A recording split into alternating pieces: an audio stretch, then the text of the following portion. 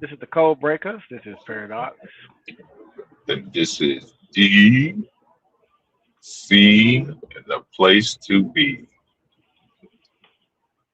Man, they almost got us. Your people, they almost got us, man. They almost got us. Got us Yeah. about to pay. Shit. Oh man. All right, we're gonna do a little intro before we get started. Let me play a little bit of this, and then we can get kick it All off. right. All right. Cool. Cool.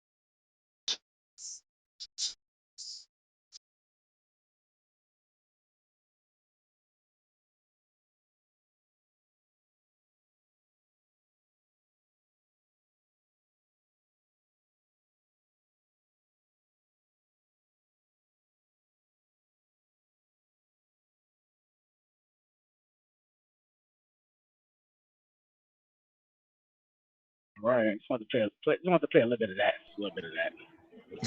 Not too much. Okay. Okay.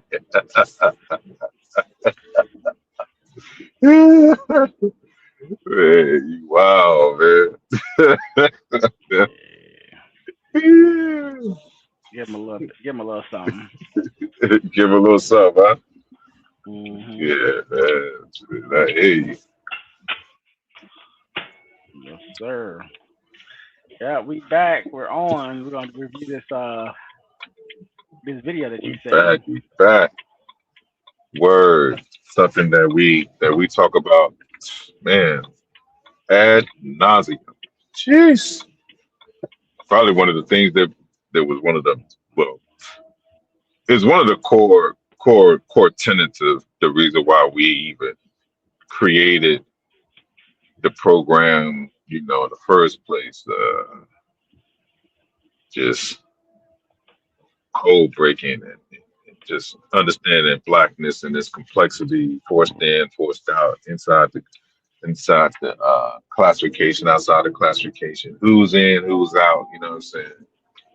And you know, it's interesting because a lot of what those guys talked about sounds like a little bit about what our conversation has been for the longest. I mean, we're kind of like, it's kind of old hat for me and you, to talk about these things, but just to hear people kind of talk about it now, it's just I don't know. How do you grip on to it when you hear like stuff that we talked about? I mean, this got to be close to what, 15 years almost now. Even before we even did the program, we had these kind of discussions about.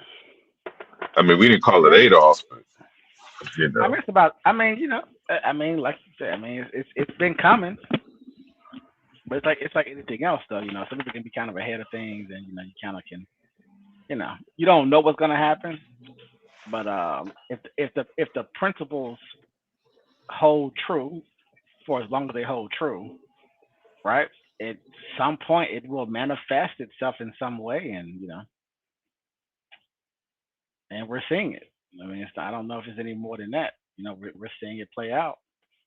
It's been coming. I don't think anybody, like you said, 15 years ago, I think people probably thought things were going to go in one, probably going to go in one direction. But we can't make it up, right? Like I can't. can't make it up. You know, you had a lot of people. You had a lot of people. You had a lot of folks. Even back then, up until recently, not even. I guess you couldn't even say recently now at this point, right? Yeah. But at least up until a point where I think people felt like we shouldn't be talking about certain things, and now those things are, I would argue, right where they're supposed to be. Loud at the highest levels. Yeah, to the forefront. The pressure, the pressure's applied. People might want to talk about other things, which is fine, and they Right. may want to talk about other things, Right. but can't make it up. I mean, it's right in your face. However you want, Yeah. however you want to slice it. No matter how you want to slice it, no matter what you want to do, um, it's been here. It always will be here long as this place exists. And I think it's like you said. I think it's just another cycle. It's another cycle of it. I think people will burn out on it at some point. They will try to it'll probably die down a little bit once it finishes process. Maybe another five Right. years, 8 years, and then it may kind of get a little bit more quiet. For maybe not. Maybe they get work. Maybe they can get more loud in a lot of ways. I know that people are trying to maintain things, so it'll come down to how things get maintained, basically, right? Like what the how do you manage the outgrowth, right? How do you manage the rejection, the pushback?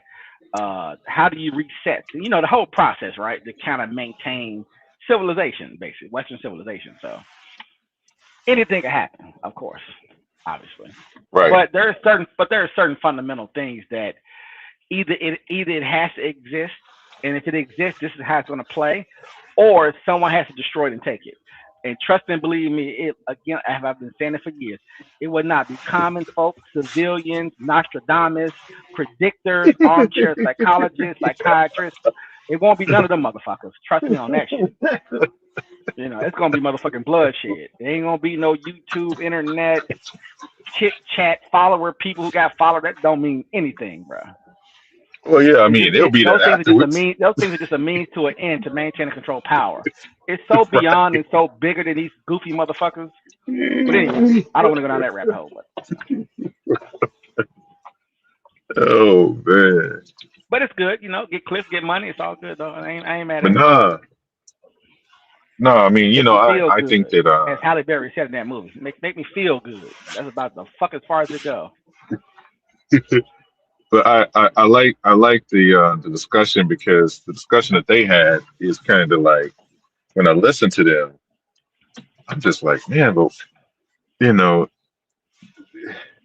both both both parts and have their strong points, and I mean we'll get to it, but just I don't know if your mind has changed on it, but I think that we kind of like come to the kind of same conclusion when it comes down to how this thing breaks down with especially with the ADOS conversation and how it kind of you know, got caught into this mixed podge of what it is, and that whole thing about culture, and we can kind of go through that and how that even became even synonymous, where he doesn't even see the good professor don't even see what's actually happening to him.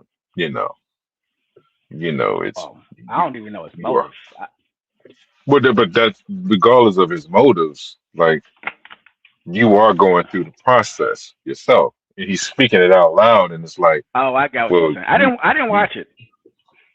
oh, you didn't watch it? Okay, No, well, shoot, I didn't. shoot, let's I get didn't want into to. it. I didn't want to be. I didn't want to have any Oh, that's you cool. know what I mean. I didn't want to have. I mean, it's the I've been. same. I've been seeing them talk. I've been seeing them talk for a long time. But this particular sit Yeah, down here, I purposely just watched some of the clips yeah. of it. I didn't want to actually sit there and do the whole thing because I'm gonna tell you, This is I wouldn't want good to. I because wouldn't want to talk about it twice. You know what I mean? 'Cause, if I'm gonna watch it, I'm gonna be talking to myself about it for 3 hours. So right, I was like, right, I'll watch because some clips of it's it because I want to wait and have it. You know what I'm saying? yeah, yeah. You got so go ahead. Let's get into it, and I don't want to like kind of like even color the conversation, but I think this You can color. Go ahead, is a color. good It's all good. segue. No, no, no, no, no. I think that it works. It works better if we do it this way. Because I don't know it. Because I honestly don't know. Like you said, based off what we know, what we've studied, what we've watched, what we've looked at. I mean, on some level, and again, like I said, I didn't watch the whole thing in this. I guess we're gonna probably skip through it anyway, but I didn't. You know, I don't want to say it's a. Let me not say that. I'm gonna be quiet. We're just gonna play it. Give me 1 second. I don't even want to say too much. Let me see how can I do this. Yeah, so you can have a real reaction to it. So you know, I think that would be good too. Fair use, fair use. Yeah, we'll go through. We'll play some of it, see what happens. Right? They may try to chop us up. Let's see. You want to play right from just the intro and just you let me kind of know because you did watch it, right? Yeah, I watched it. So you could watch it from So the. did you want just the intro and kind of jump through different because they have it broken down by topics. Yeah. So we would like to do the intro so we can kind of get a basis of who he is. That's for people that don't know who the doctor is or whatever. Yeah. And Frank, you know what's and so then we can funny? go from there. I was watching him a while, a while back, and I kind of laughed. Like I said, it's a matter of time. It's because of what he's saying specifically. It's a matter of time before he's going to trend. And here we are. It's kind of funny. So predictable. Well, let me go ahead and hit play. And you are the richest nation on earth, and you've done all these Because things. even with white Why supremacy, we then still do we- accomplish more than anybody in the diaspora. I understand. Then where's the problem we are Here's the here problem. talking about? That is something that is just human. When you find yourself in a certain situation, you cannot explain it. Better create a boogeyman fast. But a boogeyman only turns around and imprisons you and your own children. I refuse. There is no psychological effect on any black person on earth. We are just what we are. Different. But can you, right now, with your wealth and the people that you know, how much land in Chinatown anywhere in the United States can you buy right now? We Chinatown, the one here. Any Chinatown. How much can you buy right now? Well, I don't know. 0. They won't allow it. How much can you buy in the Diamond District in any place? Let's just start in New York. How much can you buy? How much can you buy? Know those 0. Yeah. No, let's talk about No. me I'm making and you got a black American. I just Frank, want to say that. You give me too many Frank, history lessons. no. I can't verify. Because you don't And know the I'm not going history. to follow you because you're not a history expert. No. So don't give me histories like as if you're teaching a high school kid. Just No, ask I'm me not the trying to question. teach You gave a me high list school of kid. questions, and you said we're going to have this discussion. We- But to go to Nazi, I wasn't born. I wasn't. No, I you're didn't missing. invent it. I'm Don't trying. give me the I'm, Nuremberg.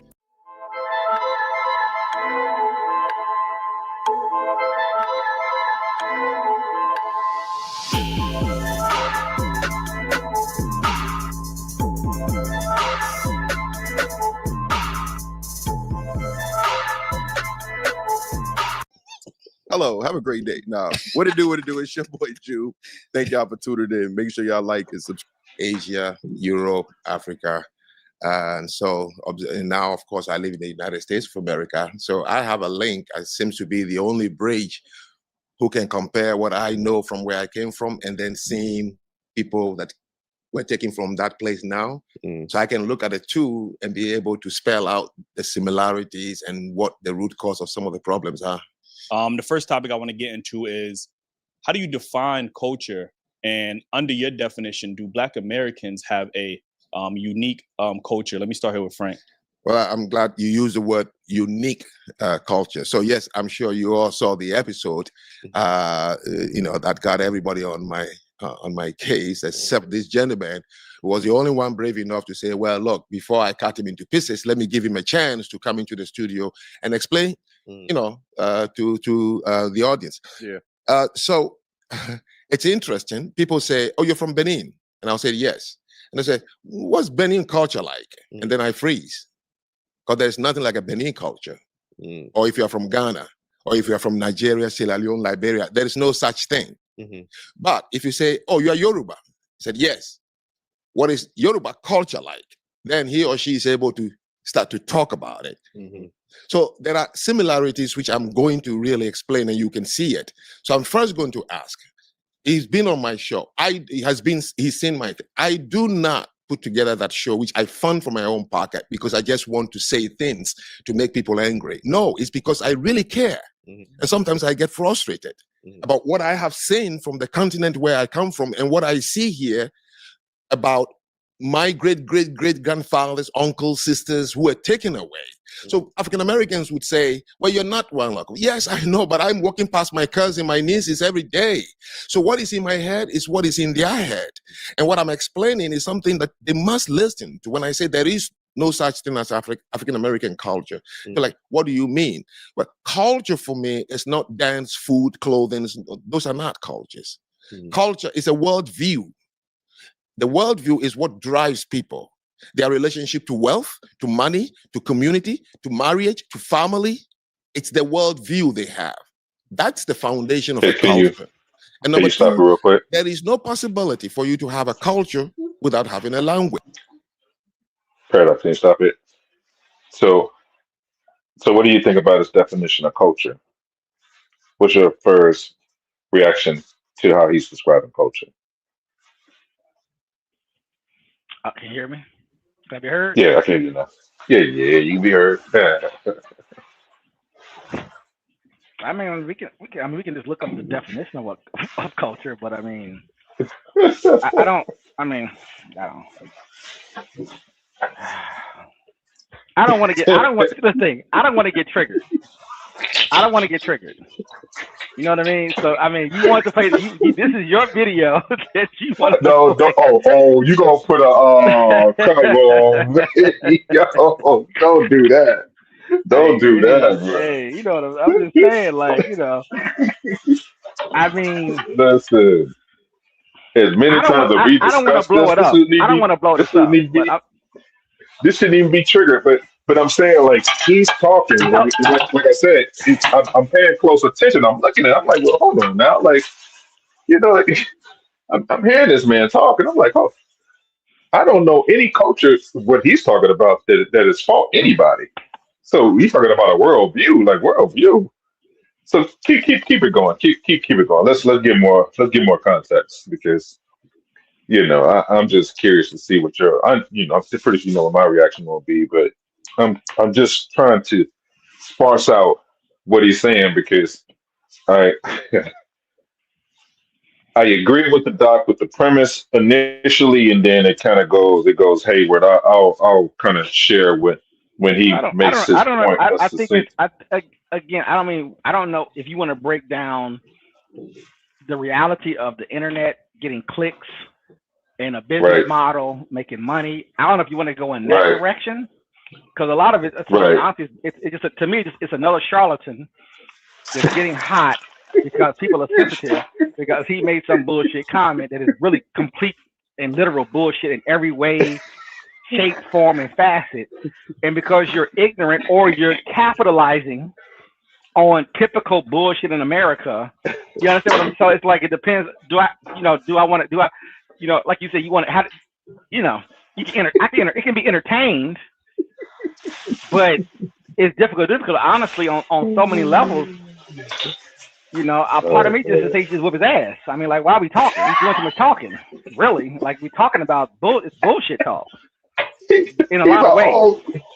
Hold on, man. You want to put the beats? You want to put the hands of some truth on the man? Come on, man. Too much talking though.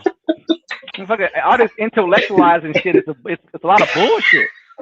The way this globe is moving, the way human beings are managing and controlling the world, a lot of this shit is distractions and bullshit. I'm just saying. You know what I mean? You said enough of the talking. Let's get to the doing part. Let's see what's up. Let's see what's really up. Let's see what's up with it. The thing is that that's funny. You're trying to I get the clicks. I get the low information. I get the manipulation. I get the exploitation. I get the clicks. I get the sensitivities. I get the diaspora wars. I get the fights. I get the this against that. I get the divide. And you can generate it. You can generate clicks and views off of it from an internet perspective. Right. Now, remember, this is a man that says himself, right? He's old school, so there's a man in his 60s that has chosen to, redefine himself in blackness. So that's where I'm coming from. You chose this, doctor, so you are part of the issue that you're referring to as far as ending, because we went over this a long time ago. I mean, really, by the time World War II came around, it ended Elementary. the so-called it ended one form of the way the world was ran and introduced nation states, which is what he's Exactly. talking about, which ended up happening. And that's the end of it. You That's became the end of it. defined by the nation Right. that you basically, the flag that you come up under. Right. You are now Right. a nation state, whether you Right. like it or not. Or not. Or Right. if you got a problem with it, then we can get up on this field. We can have a big old fight about it, which is what they call World War I, World War II. They divvied it up. They did it at the Berlin. I'm saying that what you're talking about doesn't exist. They said it already. You're this. That's why we had the definition. We was very specific. A forced classification, which is he's going to use those words, but he doesn't use them in those kind of contexts. He's using it like, oh, you decided, and this. No. You just that is not what happened. That's And ridiculous. to classify it any different, and not to see the aggressive mental attack that was done, proves that it works, because you're trying to go in and out of it and then redefine yourself through me. That doesn't make any sense, doctor. It doesn't make any sense. And Right. And anytime that I talk, at any time, and you know how I feel about it, but anytime that I ever talk to African brethren and I try to explain it to them this way, it's always this resistance, like we're the beginning of the spirit. I'm like, no, no, this is a forced classification. I get the part. Now, the ignorance as far as what you're talking about, yeah, that's true. And people don't understand. I get it. Yeah, the historical context. Yeah. I'm not, because see, I know there are a lot of people that blame so-called, like, how long have we talked about where Africans didn't look at each other as being black? That was not a thing. Like, we know that that's not such thing as that. And if you talk to people yeah, that are they're educated not about black. that, keep, They're keep, keep, keep. no, they're classified from a Western perspective because of what they look Right, like phenotypically. Is that right. they would be classified as black? That's one level. That's what, like you said, that's one layer to the conversation. I think that is the problem that I But think is a see, hard but thing to see, understand, because the but see, but see, powers. but paradox. Here's the problem, though.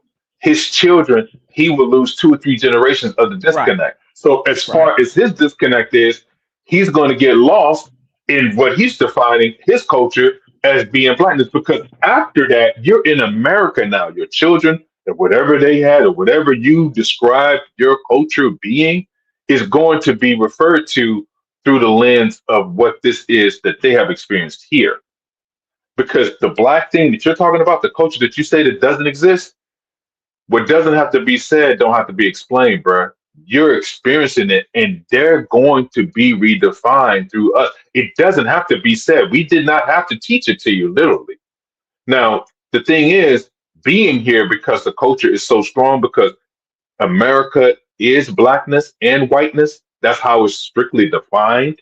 So when you choose to come here and you choose to refresh yourself into this particular culture, which is already happening globally and worldwide, you're going to be redefined that way.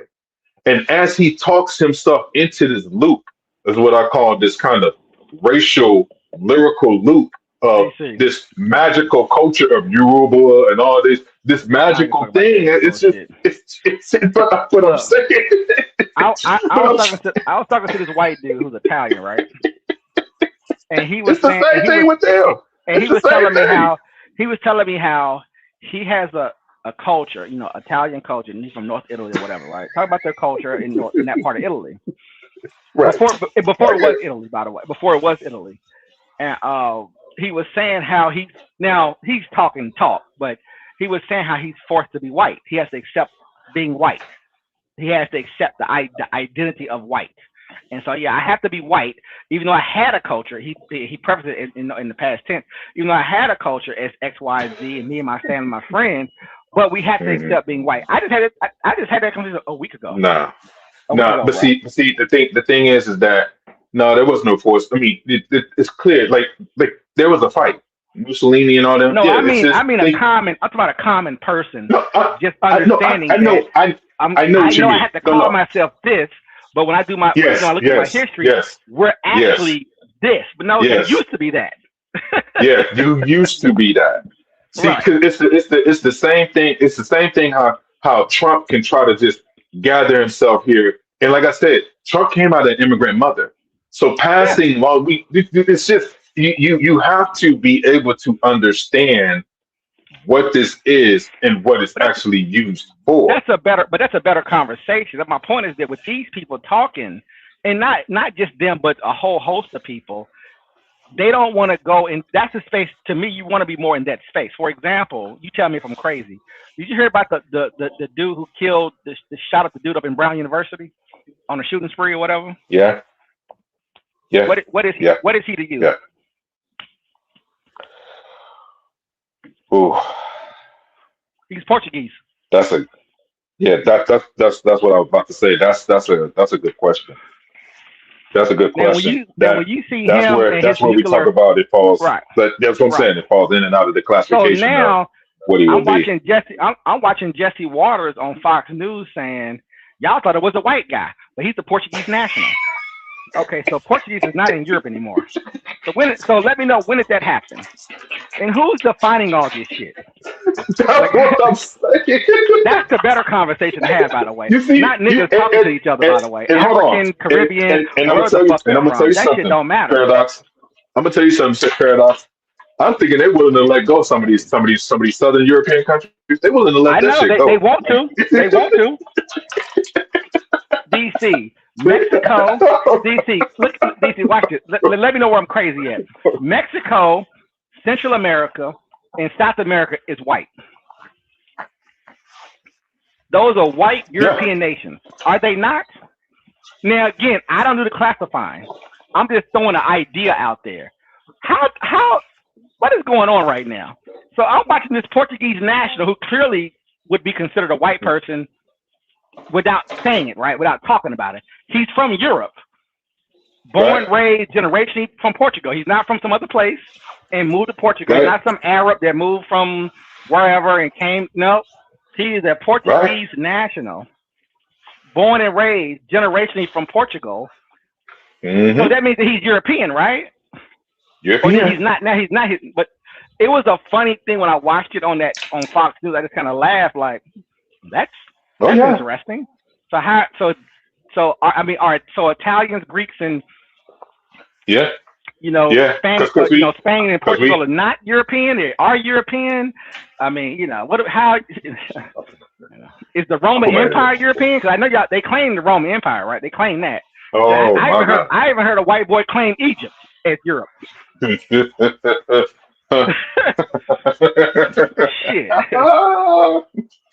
Oh yeah. Oh, it gets tricky. And so you have Africans and other people and not even just them. I just heard a white guy yesterday, a comedian not a comedian. I'm sorry, a football guy. My bad, not a comedian. He's just funny. But I was just hearing a football guy. It was a white guy, football guy. I think he's from he's from the Midwest. He had an Asian dude on and a black dude on, right? And they make a lot of jokes. They make a lot of racial jokes all the time, and it's pretty funny, right? And so the white guy said, Asian folks are white people. So then I'm looking at that right now, because you know how a lot of white people have been saying lately, in America specifically, because some of the DEI, some things, and other things or whatever in America, all of a sudden they're included in white people, just casually speaking, of course, casually speaking. And I'm like, well, which ones are those? Y'all just selecting the Chinese and the Japanese and the Koreans, and you're dumping out the Indians and the what I'm saying, and people from Thailand, and, like, who are y'all? Man, bro, this shit's crazy, bro.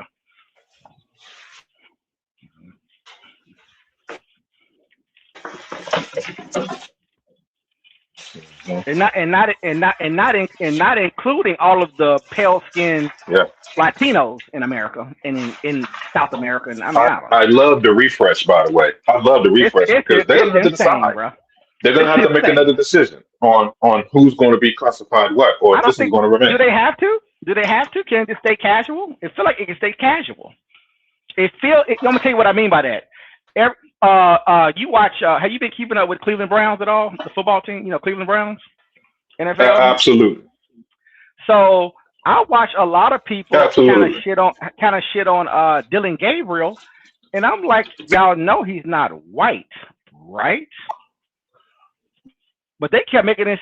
They're to this day, they're still making it seem like he's white because of what he looks like, how he carries himself. But I'm like, the motherfucker is Filipino and Hawaiian or some shit or whatever the fuck he is. But even in that scenario with Shador, I've been watching a lot of content in that environment, and I've been listening to them talk a lot. I'm like, y'all, and I didn't want to put it in none of the comments. I'm like, y'all think he's white? Y'all keep talking about some racial shit. What are we talking about? And even that's confusing, by the way, just so you know. But it's a lot of that. Just FYI, obviously you know that, of course. It's a lot of that. No. Because Mendoza coming in. I'm like, Mendoza? because how is this here, working right now? How are we working this right now?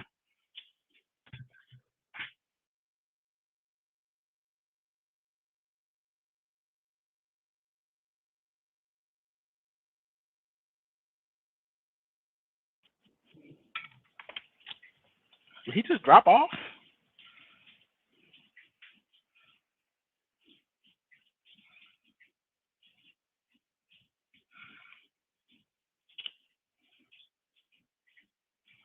Nope. He was doing good for a minute. Shout out to the listeners and everybody. Looks like DC may have had a phone issue.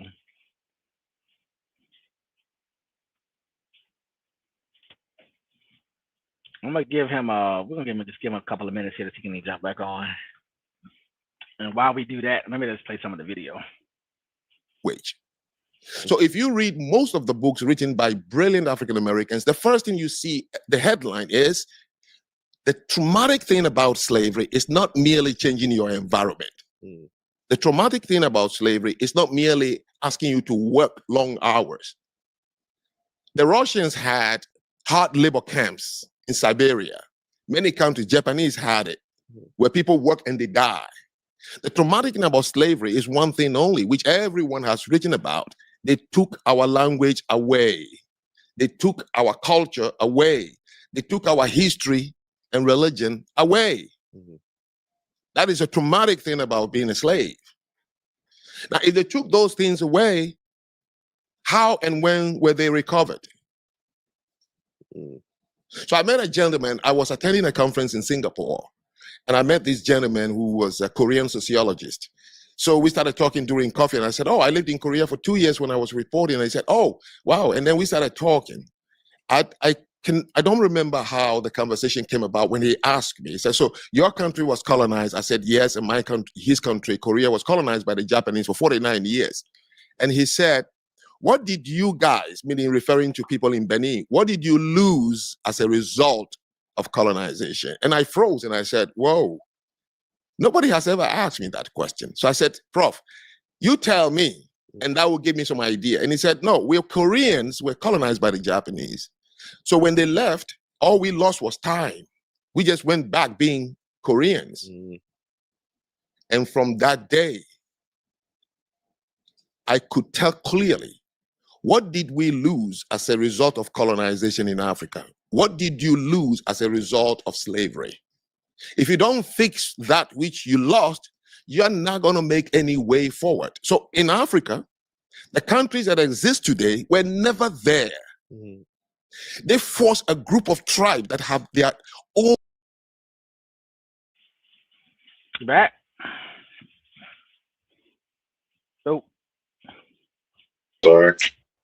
I'm sorry. Where did I cut off? Shit, yeah. Can you hear me? You cut off. Yeah. You cut off right when you first started talking. Yeah.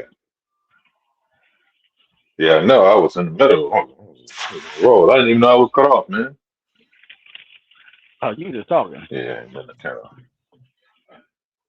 Yeah, but I don't. That's what I'm saying. I don't know where I was, but that's cool. Go ahead. You can play it right there, and you can stop it whatever you know wherever you see it at.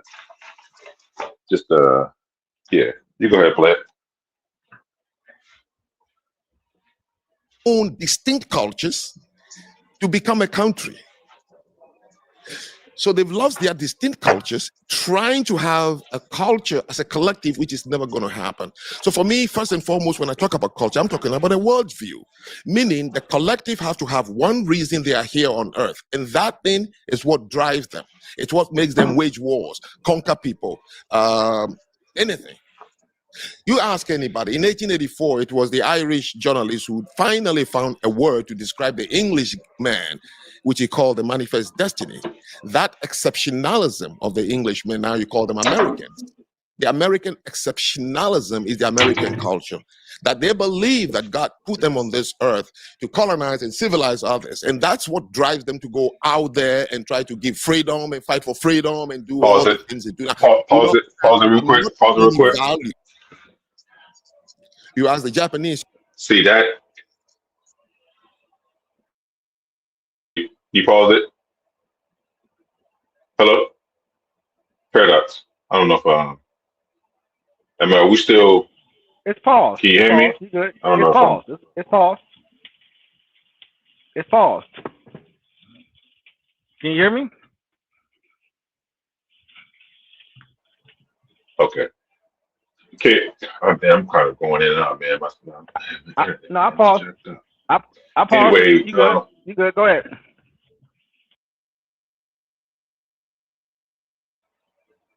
Damn, I can't even hear you, man. It's going in and out.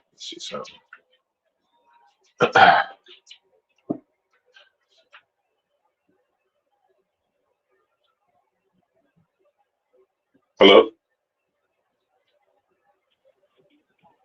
I'm here. I can hear you, buddy. You can hear me, but I think we hear you. Everybody can hear you hear me as it comes? You good? Okay, cool. No, yeah. What I was gonna say is that what he's missing is that saying American, he is including Black people or the people that are actually here, because every particular American conflict that there's been a significant number of non-white people that have fought in those conflicts at the behest of this particular country, which proves the point that we have transitioned out of what he would deem tribal culture, or, for so-called Black people that he's representing. 600 years ago. I know. It's a dead conversation. It's dead. You can make money from it. You can hustle motherfuckers on the shit. They've been doing it for the last 100 years in this country, by the way. Leave us alone, bro. Take that shit back to your own place. We good over here. But Paradox, that's what I'm saying. It don't change anything, regardless of whether his understanding is not. It's like a loop. People are chasing fantasies. White folks in America are not going to go back and start putting on kilts and shit and trying to be fucking Scottish and from the fucking 1300s. It's bullshit. It's not a way of understanding this thing, man. And I'm just like, I don't know if he's trying to be disingenuous or if he thinks that is going to basically impart on the conversation of what it is now. What it is now is what we have the understanding of. I think a lot of people are having a hard time from forever, because obviously the culture we have here, in trying to reconnect to things. And because there's certain people trying to reconnect to things, there's a marketplace for it. That's how I look at it. Because we haven't been taught to reject it, or we were taught to reject it and then to embrace it. We embraced it, then it becomes a commodity. At that point, it's the game is at foot, right? You want to reconnect, you want to put on your little head wraps, you want to wear certain things and feel like you're reconnected back to the once that took place 60 or 70 years ago, the marketplace we've been open to be raped at that point, in my opinion. And he's just a new iteration of the same shit. That's what I'm saying. It's like a newer version of the same, not a newer version. It's an old version of the same model that's being refreshed into so-called forced classification of Blackness. Your resistance to it is futile at this point, based off what he's going to say further in this interview. So I don't even really have to go over it. He's going to go over it himself. But everything that he's saying about, the trying to understand, it's like, well, first of all, he's a liar. He's a liar. by the way, because I think By he getting to the knows. fighting part. I think he knows You got to get to the that fighting part. people don't know. Well, not even that. People don't know about Koreans and how when they were attacked by Japan or China and Russia or different cultures, different border disputes and things, how different groups of people have taken over place and they have a lot of places around the world outside of the Western stuff, outside of Spain, Portugal, France, and England, outside of those places for the most part in Dutch, outside of all of that, other places things were happening and all of those places were re-engineered. He's not telling the truth. His idea is, oh, when the Japanese left Korea, they went back to being Koreans. That's not true. Koreans have a lot of Japanese things still in their culture, by the way. But outside of that, and I don't want to get into it right now because we don't have time for it, but we can get into the Christian Muslim history coming out of India and the Middle East and how it reshaped West and how it reshaped North and East Africa and how it reshaped the Middle East as well and how it's even reshaping Europe today. But we don't want to go down that road. But like he's saying, I'm like, well, that's not really right because we can get into how certain cultures historically over the last 5,000 years have reshaped all over the world.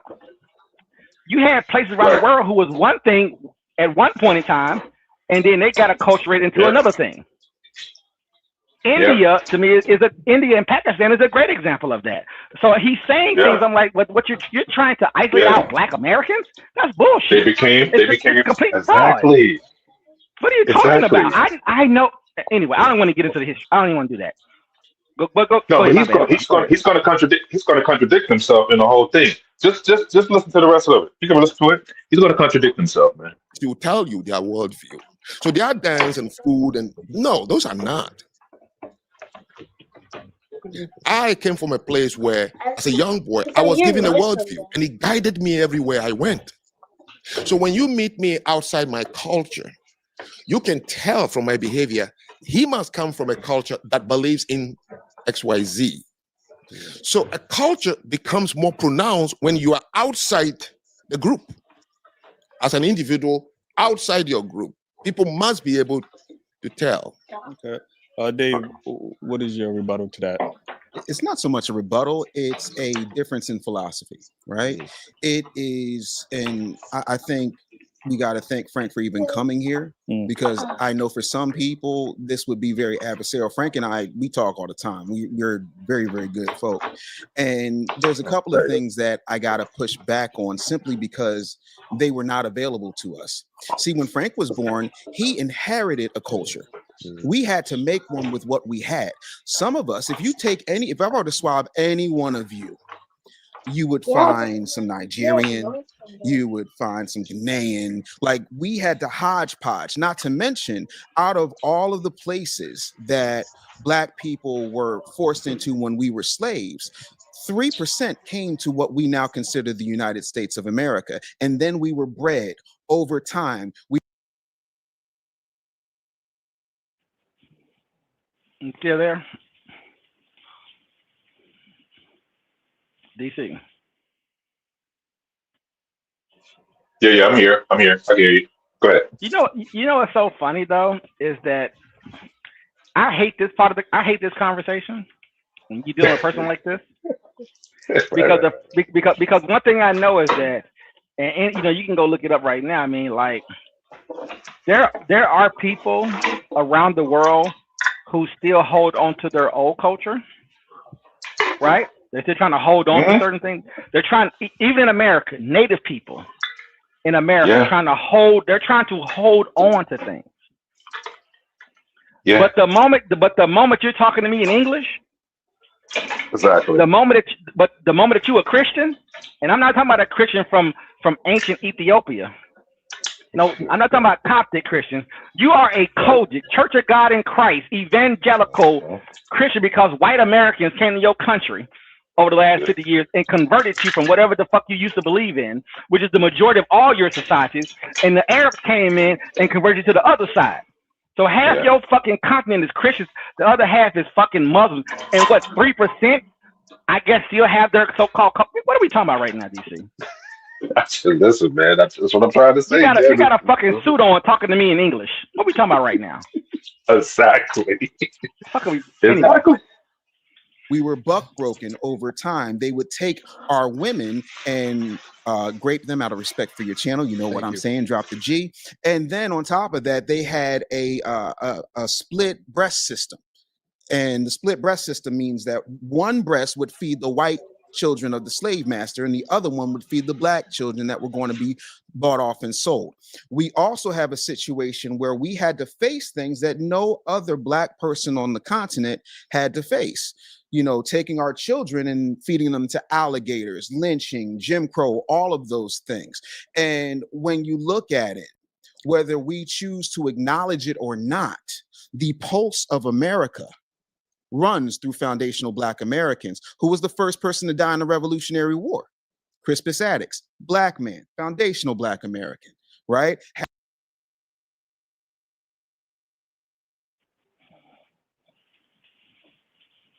You see what I'm saying? Do you see how he's taught? I get, you know, we're talking about the history, right? Our own history, right? The focus needs to be on the person that you're talking to's history. Them folks in that place are trying to escape.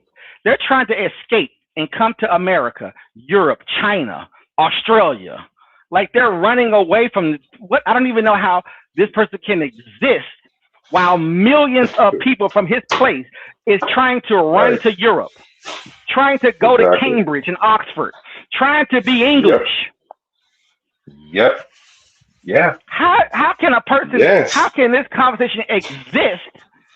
I don't even know what, I mean, what are we doing right now? I don't know, bro. This is really stupid. But that's okay. But it's going to get to a crescendo because he's going to run into his own wall, and it's going to be by his own words.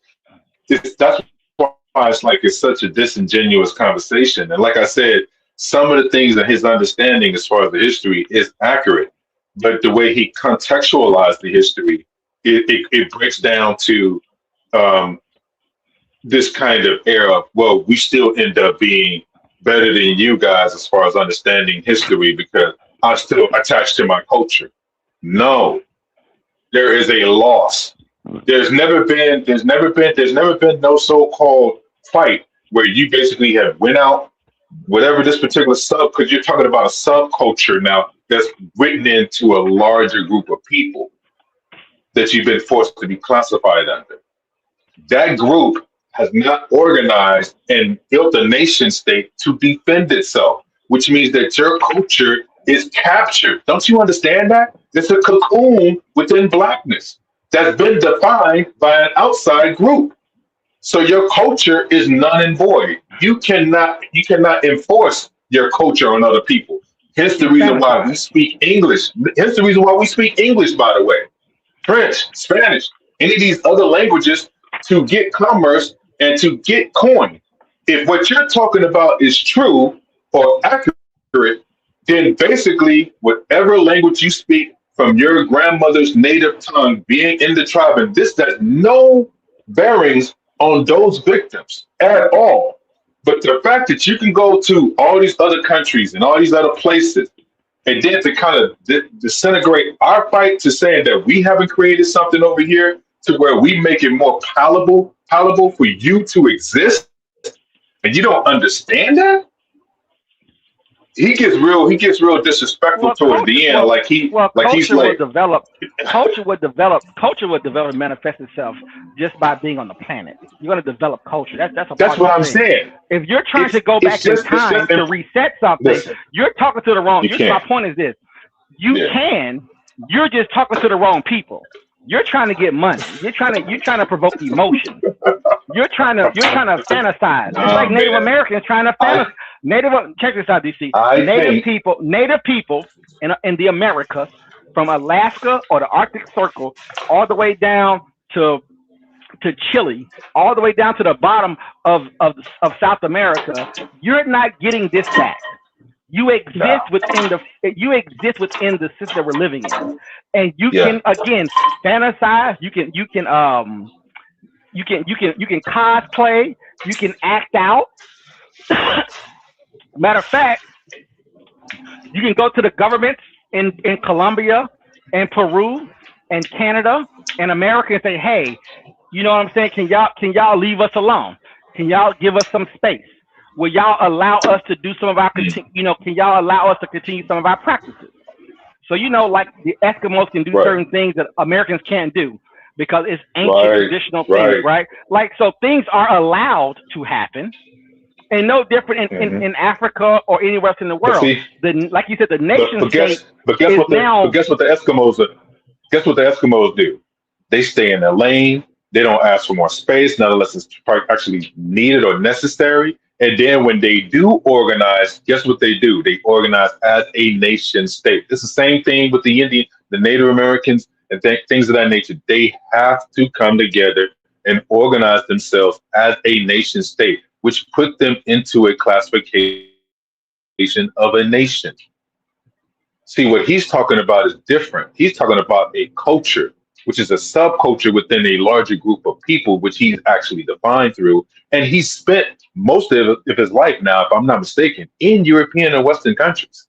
So whatever your grandfather or your father have taught you, which is coming from a tribal tradition, outside of basically treatment of people on an individual to individual basis, it doesn't have that much meaning to the outside world because you cannot impart your culture onto other people.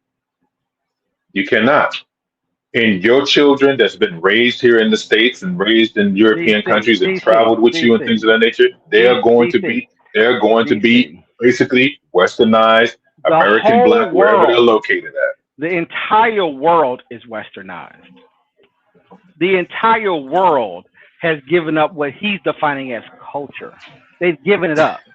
That's why you see. That's why you see skyscrapers in Dubai. That's why you see skyscrapers in Bangladesh. That's why you see skyscrapers. That's why you're seeing what you. I mean, like it's fantasy. It's so ridiculous, bro. Because you have people who live in so-called tribes and groups. Some of them choose to stay in those primitive states. Other ones choose to leave and go get educated and come back to try to make things better. Other ones leave and become corporatists and travel the world and yada yada yada. Right? Like the world is very dynamic. Right. And trying to waste time talking about things that to me is so irrelevant. My mind is just it doesn't make any sense when we have the examples everywhere. Now, if he was sitting around talking to native people from this country about the land being taken hundreds of years ago and their struggles, that's cool. And but that makes sense. Black folks are Americans, bro. We are part of the nation state. All this other shit, don't mean shit. That's what I'm saying. You're just trying to evoke emotions, and you're doing things to me that you gotta let that shit lie down, bro. But see, hold on. Oh, that's what I wanted to say to you before I got cut off. But with the internet, what he's defining as culture, he don't understand that we are an intricate part of what the culture is. It's not Donald Trump. Everything that you have here, from anything, from the games, from the entertainment, from anything, the songs that we sing, every single thing have basically been touched and influenced by fundamental Black Americans. And I don't like getting into the so-called FBA and ADOS wars. To me, that is nonsense. But for you not to have an understanding that what you're sitting on is actual Black culture too, in the frame of Black and white, because you falling into the so-called consciousness of it. We don't have to sit up here and discuss Black culture to you. It's going to be felt by who we are. Hence the reason why you got the music. Hence the reason why you got the music, the Michael Jackson influences, everything that goes in there. That is culture, by the way. Disrespectful. That travels. It is disrespectful. That's what I'm saying. But he's gonna fall into the loop in a minute. Yeah, he's gonna fall into it's disrespectful. It is disrespectful.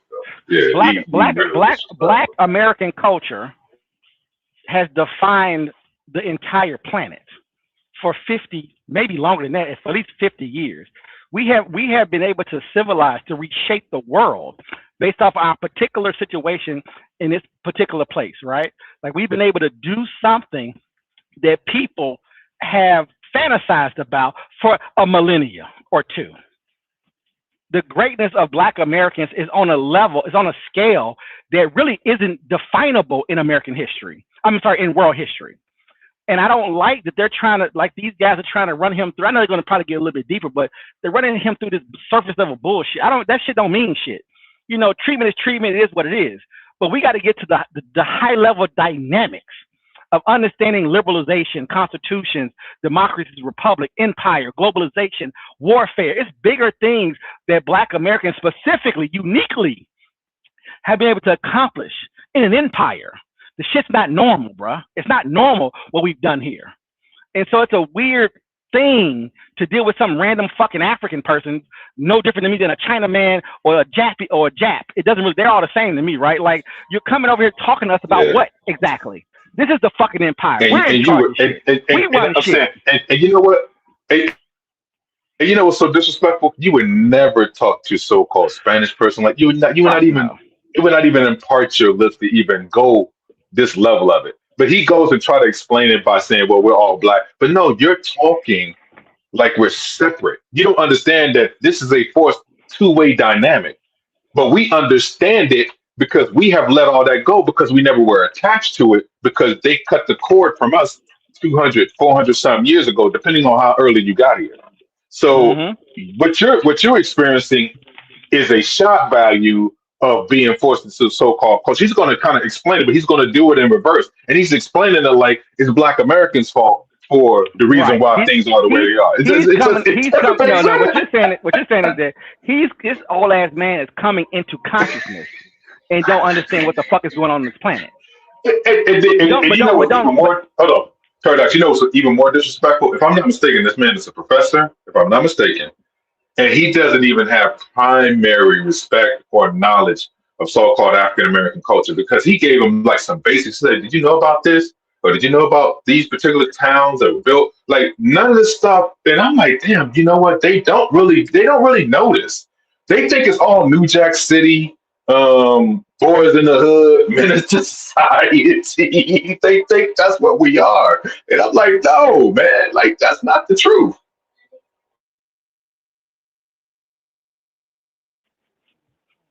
I agree. I mean, it's pathetic, but we'll run through it though. Do you want to skip past? Let me just play this part. I don't know. This guy here. Harriet Tubman made the Underground Railroad and stopped it in Philadelphia. There are all of these things that have happened that make it who we are. Now, as a person who was the first Black youth president of an organization called the National Conference of Christians and Jews, to Frank's point, I do agree. You don't really see your culture until you're out of it. So I'm a raisin and buttermilk in a conversation where there's a bunch of white Christians and a bunch of Jewish people, and they're like, hey, we do this. I'm like, no, Black people don't do that.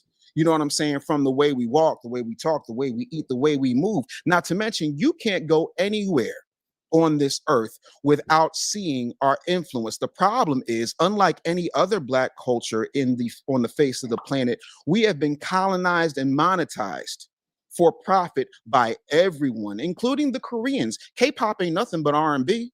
Let's call it what it is. And it's R&B under duress, because if you look at what happened with Megan Thee Stallion when she was dealing with those K-pop girls, she was like, oh, it's serious up in here. Because if they miss a step, they get what Joe Jackson gave Mike and them, but worse. There are all of these things that take place that no one wants to talk about. So no, we don't have a language because we weren't allowed to speak our language under penalty of death. When you talk about you can't come to the cookout and things of that nature, people forget picnic is an abbreviated slang term, which means you get the picking to lynch. Postcards came from pictures that they used to take the back of and mail for people who couldn't see the lynching that they had. All of these things we survived. And the funny thing is, everyone's coming over here and benefiting from the fact that we put out the 13th, 14th, and 15th Amendment. All of those things that started as the Black liberation movement, but then got shoehorned into civil rights because everybody wants to come off of our pain. It's still a part of who we are. American culture is Black culture. The problem is, not only did we have to create it, but everybody else got to monetize it. We don't own major forms of media. So the message that goes out to the world about foundational Black Americans is very lopsided. It's very negative. Even Frank said to Nancy, he said, well, what is your culture? Twerking? Negating the fact that twerking started in Africa. Mating rituals, things of that nature, tying of the hip, stop me when I go wrong. All of these things get put out as if that's who we are. And it's a very limited, very narrow-minded, very sore and very disingenuous snapshot of who we are, because we get put into killers, baby mamas, this and that and the other. And then when you look at how the media is weaponized, right? They'll take people throughout the diaspora and then put them on platforms and then bring them here. I'll give you an example. There's a show on CBS called Bob Hart's Abishola. And she said things that were much more incendiary than what Frank said. You know, oh, what is it? Gangbangers and baby mamas? Crazy. No. That energy is designed to keep us a certain way. And then when you talk about how the entertainment is weaponized, because that's the message, that's our largest export. It always has been.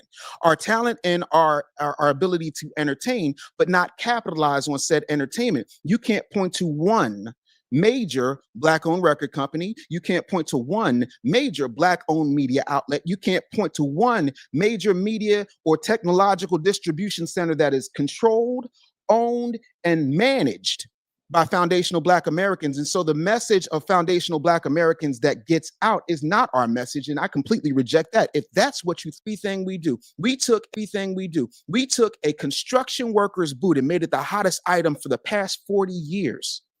Because of course we don't have a language, but let's not be disingenuous and act like it doesn't matter, because it does. Because as foundational Black American goes, so goes everybody else in society. So together forcefully as countries. Today, my nieces and nephews can't even speak my language properly. And the French and English, they can't even speak it properly. Because in one classroom, you have 36 kids who come from different tribes in that classroom. So they can only use English or French or Spanish or Portuguese to teach this myriad of tribes now who don't speak their language anymore. African Americans were not prevented from speaking their language. When the ship arrived, it was one from this tribe, that tribe, that tribe, that tribe. So automatically you can speak to each other. And when you don't speak your language for a while, like I've been outside Africa now, going 40 years. If I meet any of my uncles and I start to try to speak my language, I'm interfered by English constantly, but I can't finish it. I can't make a coherent sentence in my own language, because at school, you could not use that language because you are now a bucket of different languages. The same thing happened here. You were brought as a shipload of different languages. That is why Creole and Patois were created. So you use the only word you can understand, a little bit of the colonizer or whoever is controlling you, and try to speak to someone who comes from Senegal. You don't know what he speaks. So over time, it becomes this hodgepodge of a language called Creole or Patois. In Sierra Leone, they have it. In Liberia, they have it. In Nigeria, they have the Pidgin English because they can't speak to each other. So nobody prevented you. All you need is not to use your language, because there is no one there to speak to, and the next generation, it's gone. I began to talk about why Haitians can fix Haiti, because you don't have Haitians. You have just a country forcefully imposed upon you a citizenship, but you are from different places in Africa. But right now, if you go somewhere, you would speak Creole, and somebody would say, oh, that is Haitian. That's what I meant. Not putting them on any pedestal. Once upon a time, John Lennon sang a song. Imagine we don't have religion. Imagine a world without religion, without heaven and hell. He believed in what? The brotherhood of mankind. So imagine the people without a culture. Maybe they are striving to a brotherhood of mankind. So you take words out of context, and then you crucify a man. Right. Not knowing that I am a victim of a cultureless country. You know, that's sometimes the risk. I think we get angry too quickly. We're too sensitive. I was giving a talk, live talk the other day, and a gentleman, not the way David is behaving, he wrote the book and he said, my brother Frank, he doesn't know what this means to me. He called me on the phone and spoke with me. And we became friends, like on the phone. And I said, I gotta go. Even if it's 3 hours drive, if I have to fly, I'm going to see this gentleman. Because more than this conversation, there is someone here who really is a thinker. But we got to begin to tame down and accept criticism, because that is the only way societies were built in this world. In my live talk, I told this gentleman when he wouldn't get off my case, and I said, let me tell you something. You don't hate the white man. You don't even fear them. Because if Black people hate and fear the white man the way they hate and fear each other, you would all have left this country at the end of slavery. Left this country and go where? Go where? Yeah. Where did the Jews go to? You know how many lands in Africa was offered to African Americans through the Black Star Line project? It was funded by a British through Marcus Garvey and Kwame Nkrumah, the Black Star Line. Did you go? Wasn't us getting loose in the big house. You understand what I'm saying? So there's all these things. And to the John Lennon point, that's ironic, and I will tell you why. John Lennon was a part of the Beatles. The Beatles invasion came about because the Beatles were the very first Backstreet Boys. The Beatles were doing what Ike Turner was doing back.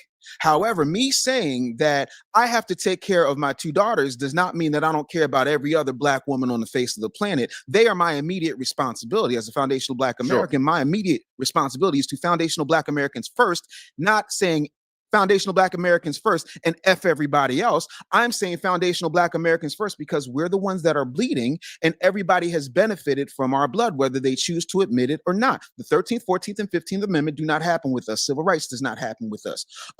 These very loose, very fun immigration laws that folks are now playing and screwing all of us throughout the diaspora who are here in the Americas does not happen without foundational Black Americans. And so all of those things are extremely important to that conversation.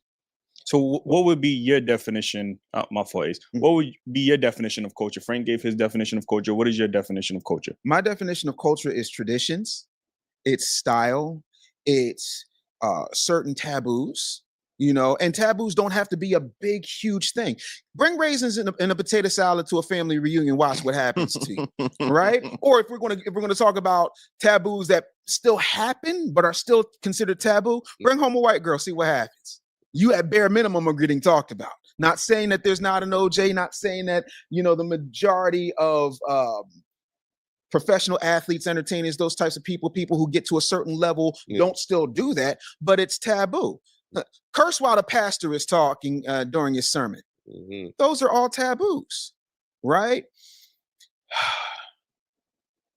Walking on the inside of the street as opposed to the outside of the street.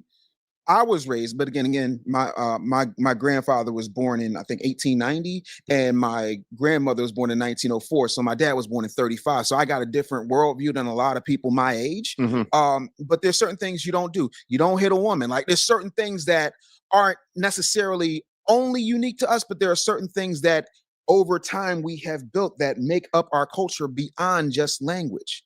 Spirituality was robbed from us, language was robbed from us, and yes, even with that, with the example Frank gave, and I'll end. Well, I was thinking this morning about, like I do periodically, I always think of the big picture, as they might call in the slang term, of what should people actually be doing to make things the way that they should be, because it seems that nothing is the way that it ought to be. So we usually think of it in terms of what we call culture, and there's such a thing as loosely called white culture and Black culture, African American culture, or whatever label a person wants to put on it. But what is culture? Culture is what you do, the combination of all the things that there you go. Thought, speech, and action. Everything that you think, everything that you Yep. say, and everything Yep. that you do. And which is the title of my textbook for victims of white supremacy. It's a textbook workbook for thought, speech, and or action for the victims of racism. Name your child wasn't up to you. My last name didn't come from the continent. My last name comes from the Anderson slave owners of South Carolina. I know exactly what ancestry my ancestors come from. Can't tell you the boat though. I want to ask, like, so where did you get your definition of culture? Well, my background is mass comm journalism. And if you do advanced mass comm journalism, of course, you're going to do multicultural understanding. And in the study of multicultural differences in understanding, of course, you study how languages were developed, what it meant for people, and so on and so forth. And it's the first thing that allows you to understand how to interact when you move from one place to go to another place. So through that, And then, of course, my column for 13 years was life and culture. I didn't report on politics, economics, or wars. I reported on life and culture. It allowed me to study, and I realized, how would I know? I began to compare it, okay, to where I'm coming from. And I Pause said, it. Pause the something went paradox. wrong. Pause it for me. I would You see how you didn't answer the question? He didn't answer the question. And that's, man, I'm glad you played Mr. Fuller, because my compensatory, let me get back in my bag. My compensatory definition for culture is just kind of like in a simplified version, watching people that you are around that you have familiarity to, whether it's family or neighborhood or friends and family, and seeing how people react to that particular culture or actions that you do, and learning how to navigate around that. That is really what your culture is going to be. And that's really what it's been for Black Americans. This is a growing culture of different things, but having an understanding about how we move and things of that nature, that is done organically. We have an organic culture here. It's not something that you write down rules and stuff like that. It doesn't have to be imparted that way. And you know, at first I was thinking, well, maybe, you know, there's different things north and south, this and that, other, but I'll say, yeah, there's some nuances when it comes down to regions and stuff like that. That's true. But you know what ends up being kind of like that dividing line is the treatment factor and having an understanding about what that means. No matter how far back you go, this and that, other, we had an understanding where we can kind of align to certain things and be like, okay, I have an understanding of you. We may have differences, but I have an understanding of you, for how you're treated and how the system basically treats you and how that relays. Whether I agree with the way that you deal with this particular system and the way that it actually operates under our definition is one thing. But I think that that's where the convergence is happening with so-called people from the African diaspora. Not all Africans this way. He's just a perverted version of an ego No, that has see, taken that's went too far with it. that dog only hunts in America because a lot of Black Americans open themselves up for it. When you go to You're right. Jamaica, when you go You're to right. Jamaica, You're right. Barbados, Brazil, Colombia, Mexico, no, I'm Mexican. I'm Caribbean. I'm Puerto Rican. I'm not Caribbean. I'm Puerto Rican. Right. Right. I'm Cuban. No one is trying to be nothing in Africa or nothing else or feel like they're lost in this thing. The problem is a lot of because of where we are in this country.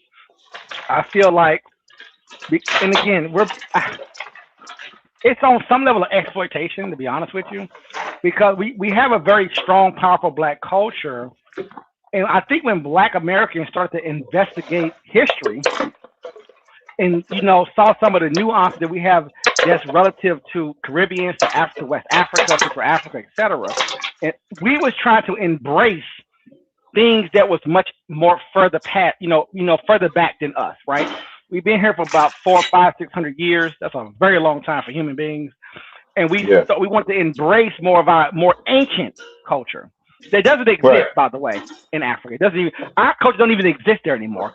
Different conversation for a different day. But anyway, us trying to embrace a lot of that, I think it opened us up for this type of shit, and it's been happening for a very long time, unfortunately.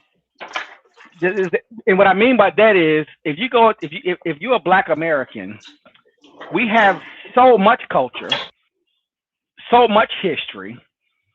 You know what I'm saying? Be it from going to certain type of events, and the list is endless, right? I mean, everything. I don't even know where to start. It's just so much to unpack with that part of it.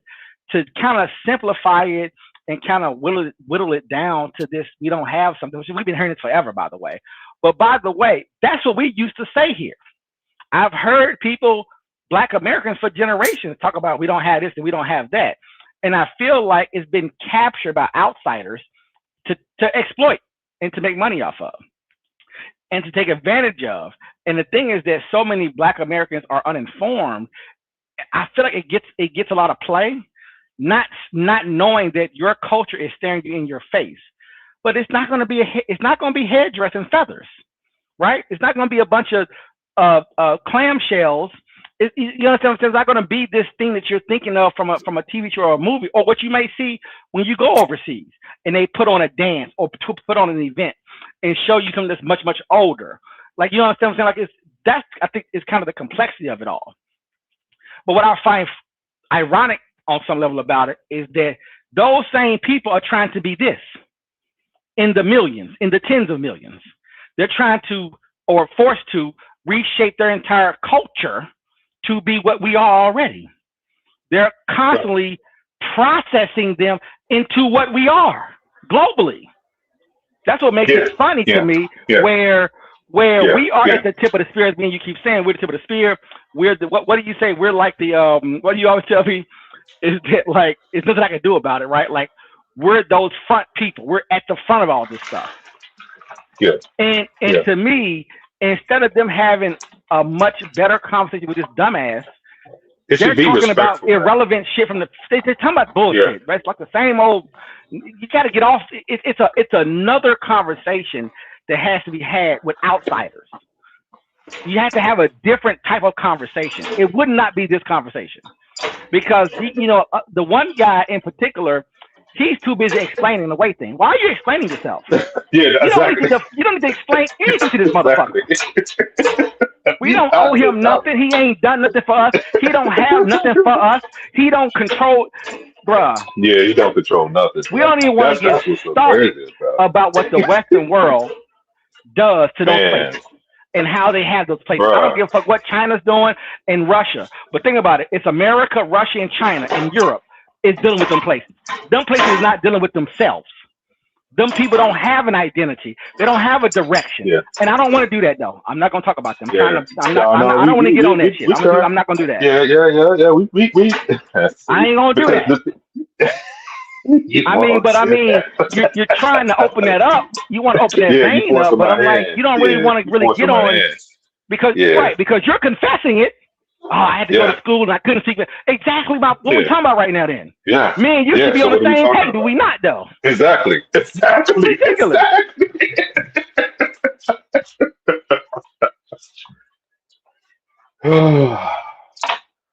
Man, I'm telling you. Bruh, think about it, bruh. This African man who ain't been this African man who ain't been home, who ain't been back to his home country in 40 years, is trying to tell us about the star line and Marcus Garvey and how we didn't want to go back. Hey, what we talking? Come on, bro. In the 1900s, do you want to know what Europe was doing to that part of the world in the 1900s? Oh my God, bro! Come on. Listen, and the thing is, they only touch your minds. Think about all the damage they have done, and think about how unique we are. That we resisted for so long, and you guys gave up the cheeks in 50 years. They did this to you guys. 50. They left and they made you chase them around the world to get educated. Who's imparting the culture, bro? I'm not even. If we're trying, I'm saying if we're trying to seek back at you. Don't that tell you something? So you don't trust us, but you trust the white man that has given you, man. It's diabolical, bro. This is nasty, nasty work for people that have an understanding of history, number one. Number two, culture without ego. See, because he's trying to come in like, I don't have an ego, we're too sensitive. No, you're sensitive. You are sensitive because you think that the education that these white people are giving you have given you some kind of license to so-called discuss it with us, like we haven't lived this organically for the past 400 to 500 years, and we're trying to tell you who these people are organically. That's diabolical. Bruh.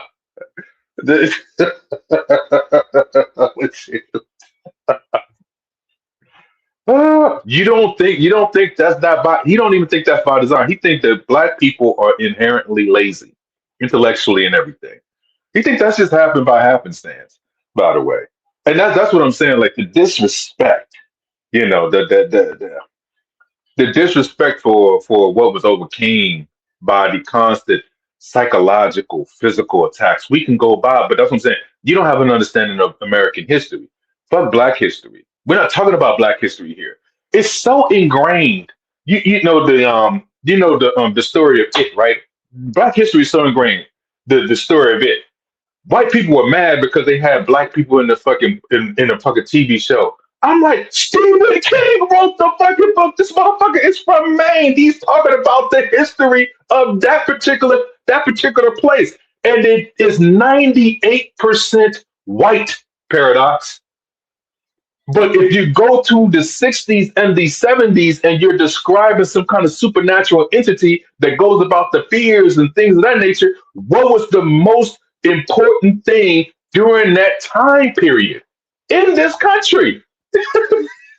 I just don't. I'm just like, dude, the white horror guy, he wrote these guys in. He wrote that Black character in on purpose. He was raised there. That's where this motherfucker is from.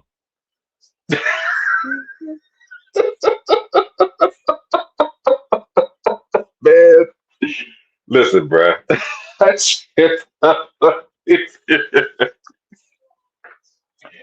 Man, bruh. Bro, they have some, bro. Let me tell you, man. I would concede one thing. I'm gonna do a what if. If those places came together, Oh man. right? And if you can overcome Interpol, if you can overcome the CIA, Mossad, if you can overcome the Middle East, if you can overcome all of these agencies, right, as a continent, or as part of a continent, right? If you could organize, break free, and be in a real position to negotiate and have power and have leverage and can connect Caribbean, South America, Central America, America, Canada, and can connect based off the power that you can express from your historical homeland, I will be ready to entertain a conversation. But like I told you before, these same dumbasses online talking about these other countries and what they are or what you think they might be, right? Until you can actually put the work in to establish yourself to be able to make those particular moves, I still don't know how we can have these low-level conversations. And we all know what that means. I don't mind having these conversations. If you're established, but you have to be establishing that environment. Yeah, and you got to be serious. You got to be negotiating those deals about those environments. Exactly, and he's not serious about it. You can tell by the conversation. He wants to kind of like skirt responsibility, a so-called blame game between so-called Black people that's forced into the classification, whether you're African American, Caribbean, whatever the fuck. Right.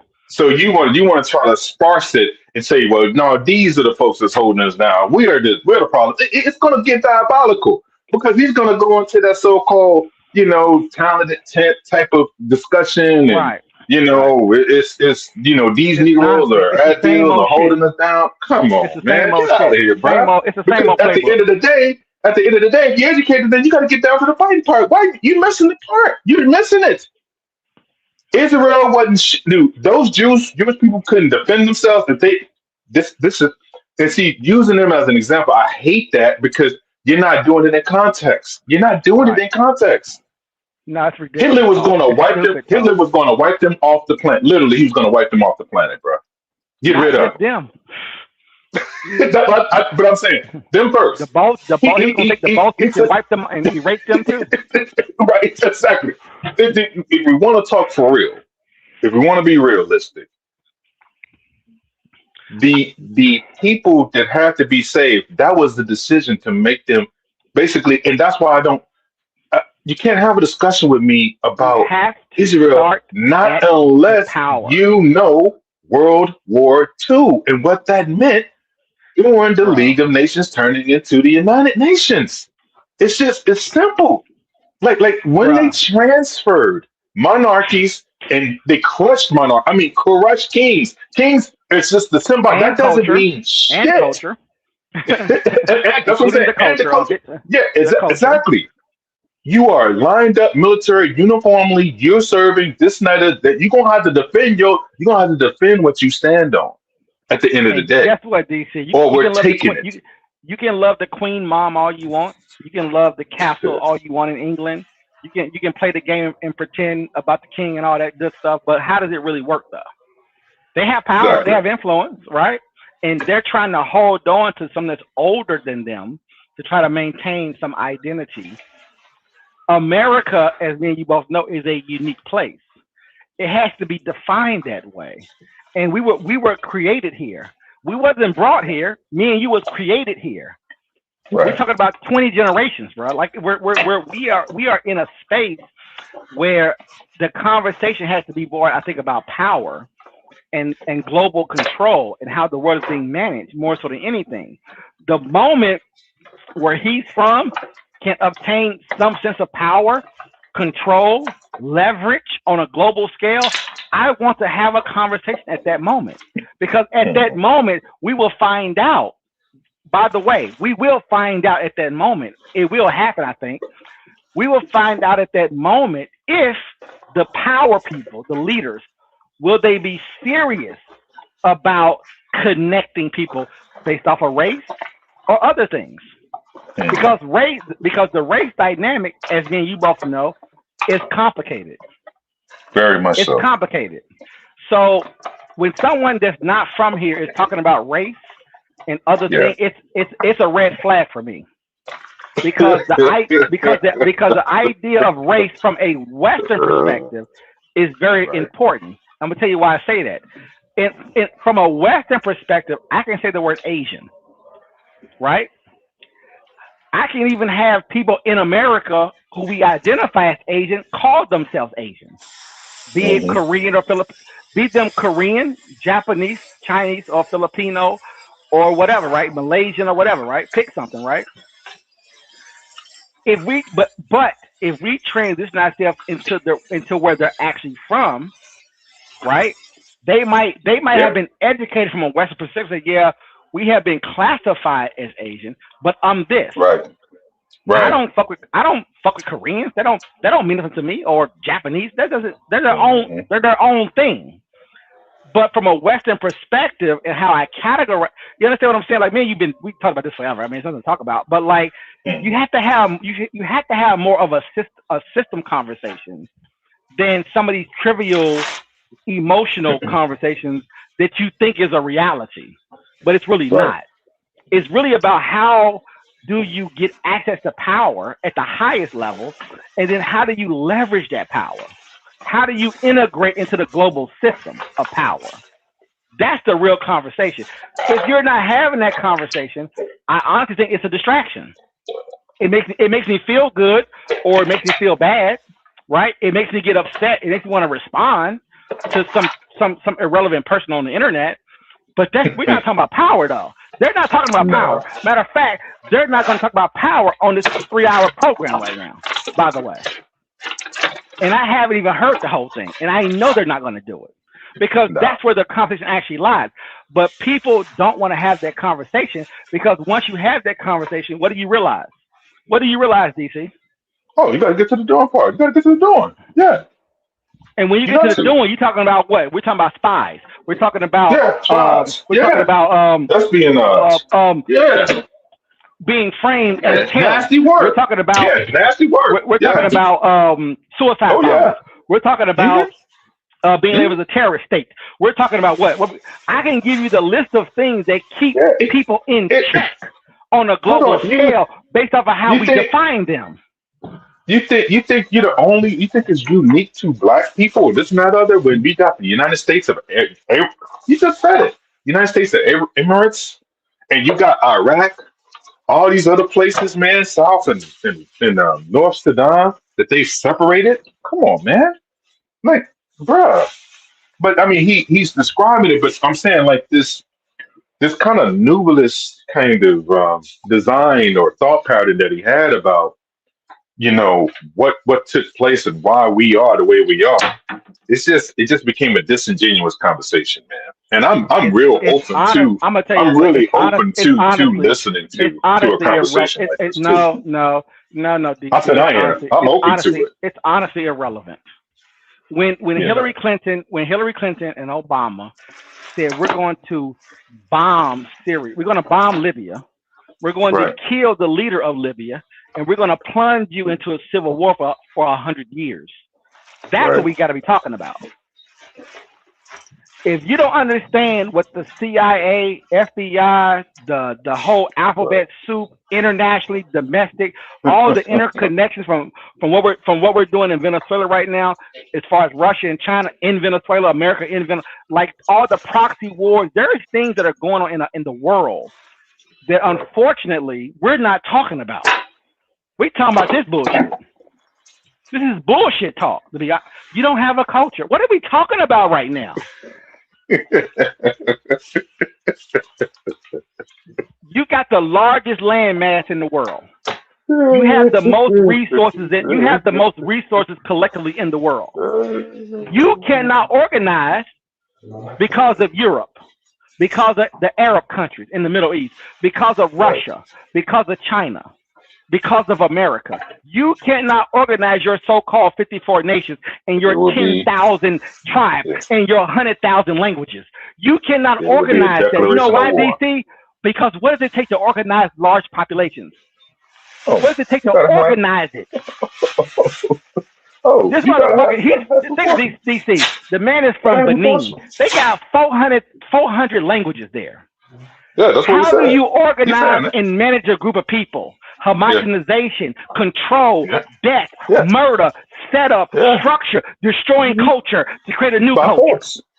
Come on, you got to. What are we talking about right now?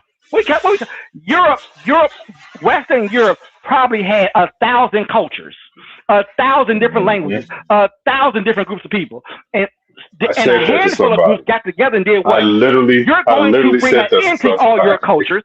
They try to hold on to it through shit like Harry, movies like Harry Potter, shit like that, right? They try to hold on to that old shit, Thor, and all that bullshit. Right. Get the fuck out of here. That shit gone. It's dead. And now you trying to run through the same system like you don't know what the fuck is going on this planet. Boy. It's the same bullshit. You got motherfuckers in Europe to this day trying to hold on to witchcraft, trying to hold on to ancient shit from the past. You know what I'm saying? Palm readers and all that bullshit. That shit is over with. It's moved to the side. It's pushed away. Right? You've been dominated by Christianity, Catholicism, Islam. From a Western perspective, you've been dominated by these things. These things have destroyed cultures a millennia ago. Right? What is it? 60% of Africa is Muslim? That's ancient culture? That's crazy.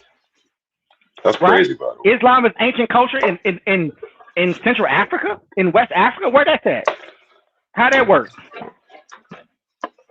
You think about that. You have organizations. I mean, my point is that we cannot be having this conversation right now. It doesn't make any sense to me.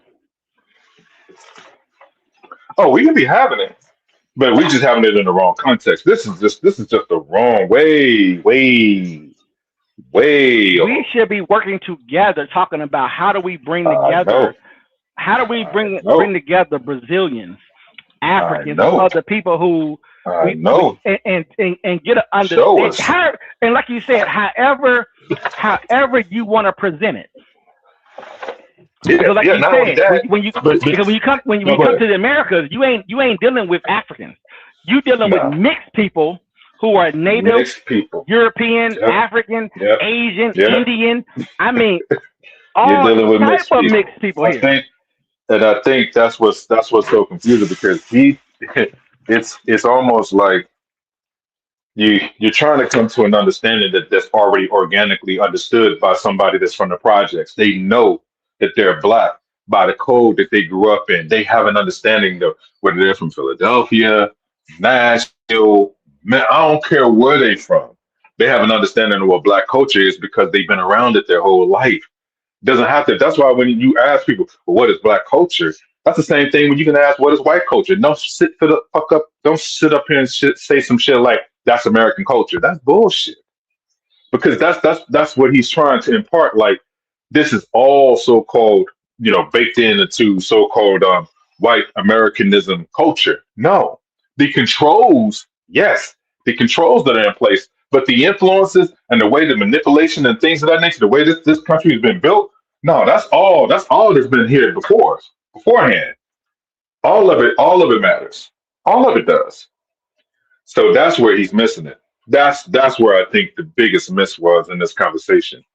But the way that they was trying to outline things and trying to justify the reason why we so-called got a so-called culture and trying to explain it to him where he cannot organically understand, we never had to say these things, by the way. It was never something that had to be said.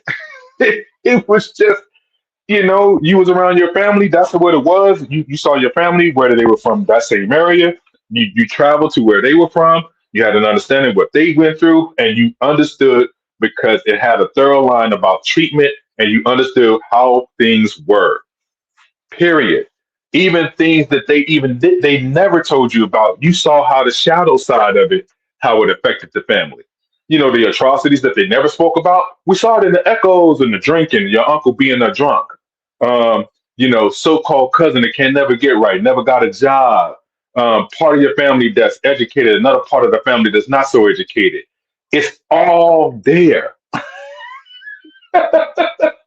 It is all part of our story. That's organic in nature.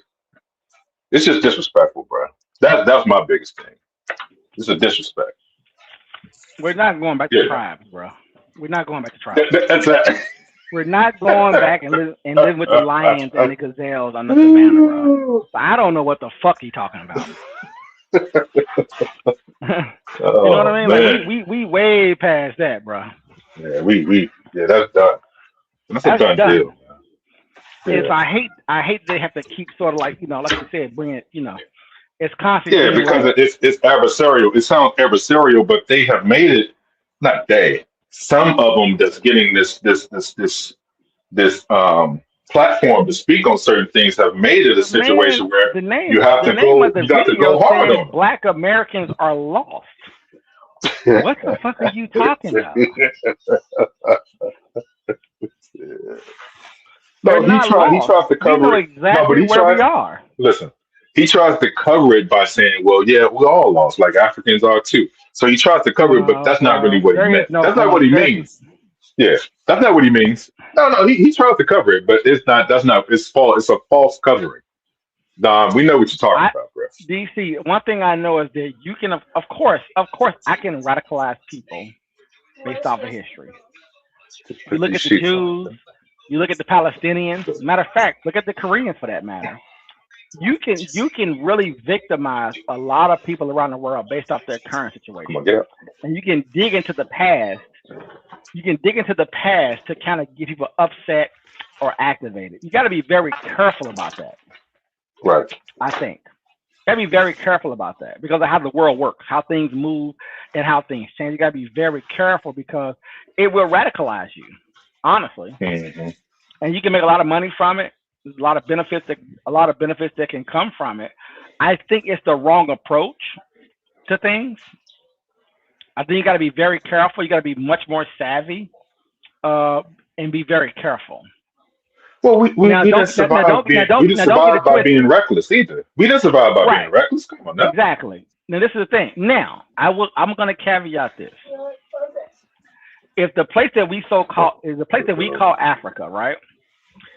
If those people woke up one day and said we're going to be one thing, and which is almost impossible because the sheer scale of the landmass is. Being black is not one. By the way, but paradox. No. The thing is, being black is not something that's agreed upon or even one thing. Right. It's already understood that it's a mix of a whole lot of other things. That's the reason for the definition. Exactly. It's power. So there's nothing to argue. We don't have to argue about that. We just need to understand how we need to move if that's what you're about. That's it. Now, if you're about something else, if you're about trying to obtain the empire for them or some kind of mixed up type of thinking that there's going to be some kind of black hierarchy and you want to establish that with your so-called group, then, hey, you're talking about something else. You're talking about a whole nother fight. That's what it sounds like to me. Like you want to try to say, well, we need to go back and have it where this particular group of so-called Black or African people want to be in charge. Nah, bro. Nah. Nah, if that's what you're talking about, then yeah, that's a whole nother fight. And that dog definitely ain't gonna hunt. Come on, stand up. I mean, like you said, you No, can right here, you can you can make the attempt, but one thing that you both know in the world we live in right now is that you will be cool. There are the world is not independent. It's all connected. Exactly right. So And yeah, you go know, ahead. when you misbehave and you're not sitting on nuclear weapons, good luck out there in Yeah, 2025. good luck. Good luck. Yeah, good luck to you. Good luck.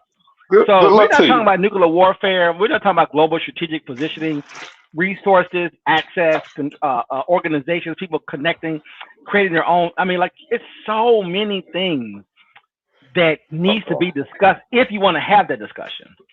That's way beyond this conversation, to be honest with you. But Yeah, that's what I'm saying. This was not a real. Yes, this is not a real discussion, man. Give me just a little bit to explain something. You know where my interest as a Black man became piqued after traveling the world? When I began to hear the slogans we create, the narratives we create. Okay? I was speaking in Kenya on a university campus.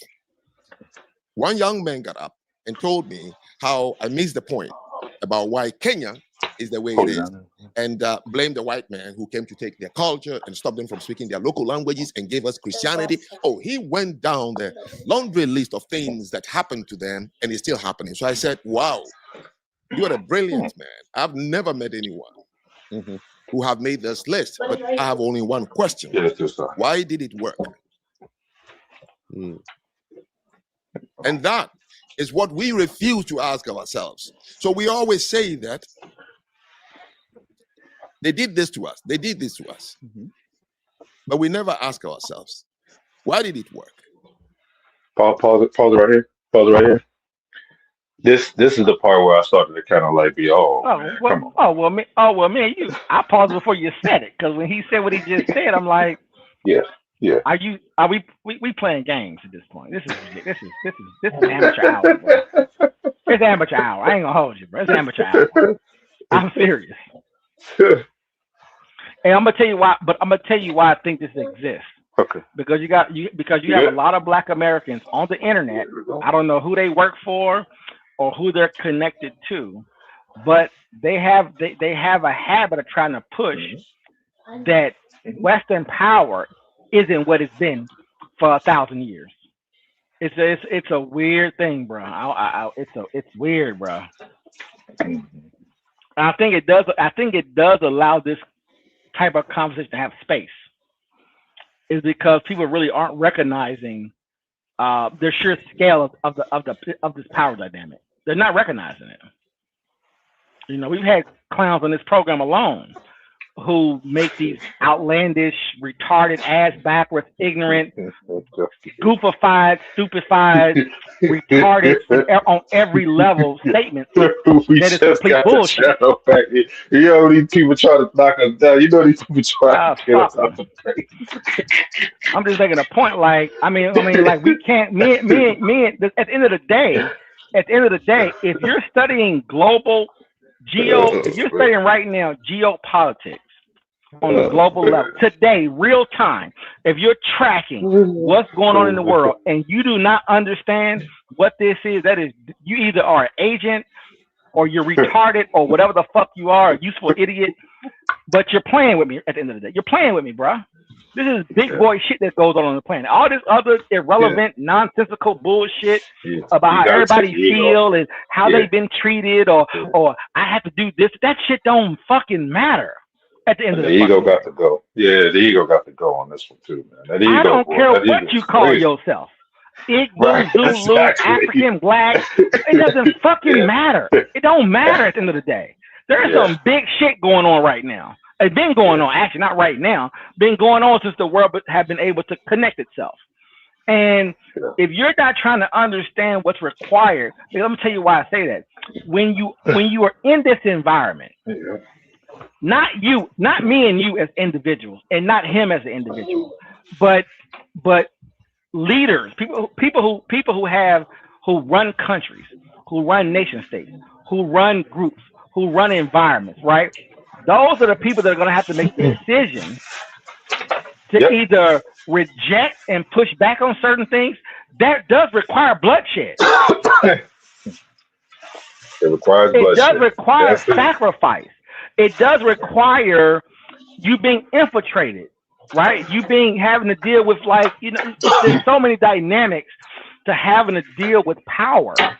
And Yeah, and if you don't want to fight, that's okay some too. of that I mean, power. and that's okay too. But the judgmental kind of talking what he's doing, and I'm gonna tell you this, and instead of even just he could have had those thoughts and kept it light and just asked the question. I read him ask the question. The man said he went to Kenya, and someone told the dude that was talking that he got to speak English.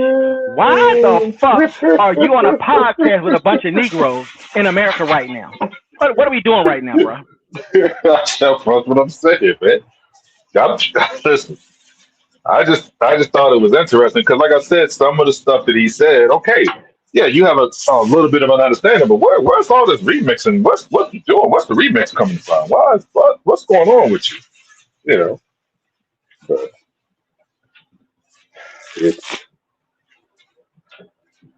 See, you're right. It is kind of child's play. I've been to many cities in the United States. I've lived in the UK. I've seen blacks in the UK. I've seen black in China. I've seen blacks in almost every corner of the world. And I've seen blacks in America and on the continent. And everything we are describing is uniform about us. You really think that the largest number of people on earth in terms of countries, 54 in one continent, about 10 or 13 in the Caribbean, black groups in the UK, in China, in America, and we are all suffering that psychological warfare and responding to it for years? Nothing in the world, use any probability, has ever touched a coin and it fell on its head 9 times out of 10. Impossible. We need to re-examine us as black people. What is it? And it's nothing we are saying. Because if it is true, then there's something really wrong first with us. Let me tell you something. Korea, nobody. It's a miracle that Korea is what it is today. It is the only country in the world, or in Asia, let me just speak, that has never waged war. They call them Pakachon, inferior. DC, let me ask you a question. Let me ask you a question about Korea. Tell me what's at the border of North and South Korea. Who's there? Japan. Huh? Who's there? Japan, China. No, I'm saying who's physically in those countries to allow South United Korea States. to exist? Yeah, Okay. United States. Yeah. Who's in the South China Sea right now? Yeah, U.S. Who's in the South China Sea? The U.S. Who's in Australia right now? The U.S. What do they have? What do they have in South Korea? What do they have off the coast of Thailand? What do they have off the coast of Vietnam? What do they have off the coast of Philippines right now? Big old warships, now? What the fuck do they have off the coast of Japan right now? Big old warships with nuclear artillery, ready to fire off at it at any time. Trust me. Now, that's crazy. North Korea will take South Korea tomorrow. Yeah, that's a fact. Why they doing K-pop and talking about culture? if our military is not in South Korea at that border, if not off the coast of Korea, off the coast of Japan, off the coast of the Southeast Asia, off the coast of India, off the coast of Australia, right, with our submarines, our aircraft carriers, our warships. What the fuck is he even talking about, bro? These places don't exist without us. There is no Ukraine without America. There is no Ukraine. Why? Because Russia said, you know what? I want it all back now. Okay, Yeah. he can go take it tomorrow. Yeah. If he wants Georgia and Serbia and Prague and Armenia and Romania and all the other failed poor ass shithole European Western Eastern countries. If Putin wanted it back, DC, he can take it back. Why can't he take it back? I'm just curious. Why the fuck can he take it back? You already What are you know. talking about, right? What are these people talking about, bro?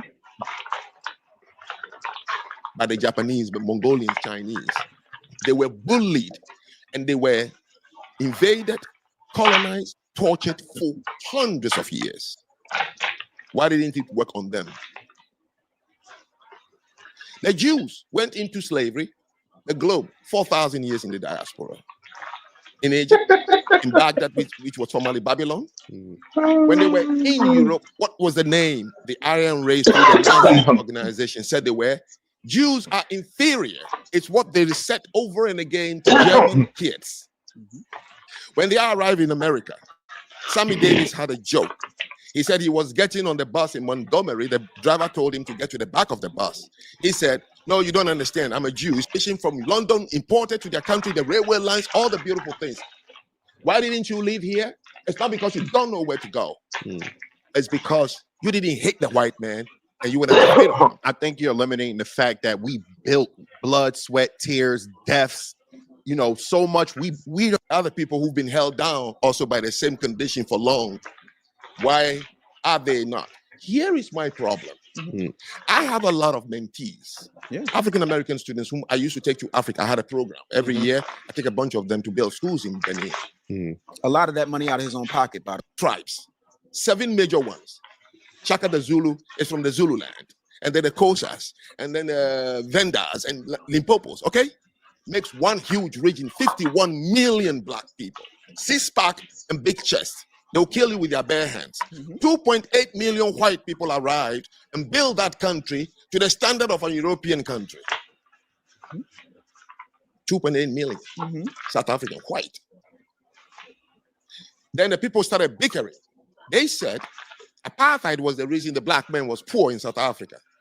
So the majority, 51 million black people, were waiting on 2.8, saying that apartheid. You don't know what apartheid is? Yes. Apartheid was no economic thing.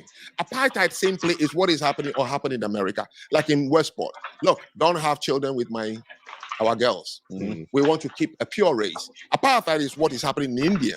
We want to keep Indians marrying themselves. Koreans are eugenics. They marry each other. How many Koreans have you seen in America married to celebrities? No. That is apartheid. So if you start marrying them, they'll tell them, clean out. That was it.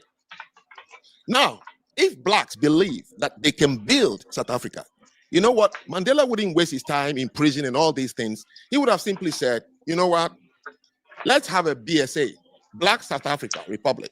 Let them cut off white South Africa and let's compete. No, they wasted their time asking the whites, just allow me to come to your beach, to your clinic, to your schools. Okay, 32 years ago, the white man said, just wait and see. We are warning them that managing a country is not something anybody you can just do. So 32 years ago, they gave the country back to the blacks. I was there in 2022 to speak. They are now having load shed. Electricity can't stay on. Water is not flowing. Roads are cracked. Airport is breaking down. The Durban train station is finished. So they gave it to blacks. So you're saying that they're not capable? No, they're not capable. I don't have to say it. 32 years. It took Singapore, Hong Kong, South Korea, Malaysia, and Indonesia to build themselves up right after independence. 14 countries in the Balkans. Many people in this country who are below the age of 40 don't understand what Soviet Union means. That was a devil's empire that colonized 14 countries in their grip for 40 years. Name one Eastern European country that is downtrodden because of the Russians. So do you have the answer to the reason they're not capable? There is no reason. So they're just not capable because they're just not capable. There's no reason behind it. There's nothing behind it. There's not a particular mindset. I'll tell you, because if you look in the generation of where I come from, my grandfather, great-grandfather, great-great-great-grandfather, none from Africa has ever build and manage a country. There got to be a reason. Though. No. I'm saying we have never done it. Just like no lion has ever dug a foxhole. Right. Only fox can dig a foxhole. Right. Only rabbits can dig a rabbit hole. So lions can't. So why would you say, is there a reason the lion can dig a foxhole? No, there's no reason. It's a lion. But those different animals. We It's talking about called a humans. lack of breadth of experience. Humans are That is a different, my reason. friend. Not having the experience is a reason. And again, Okay, so maybe we have not had the need.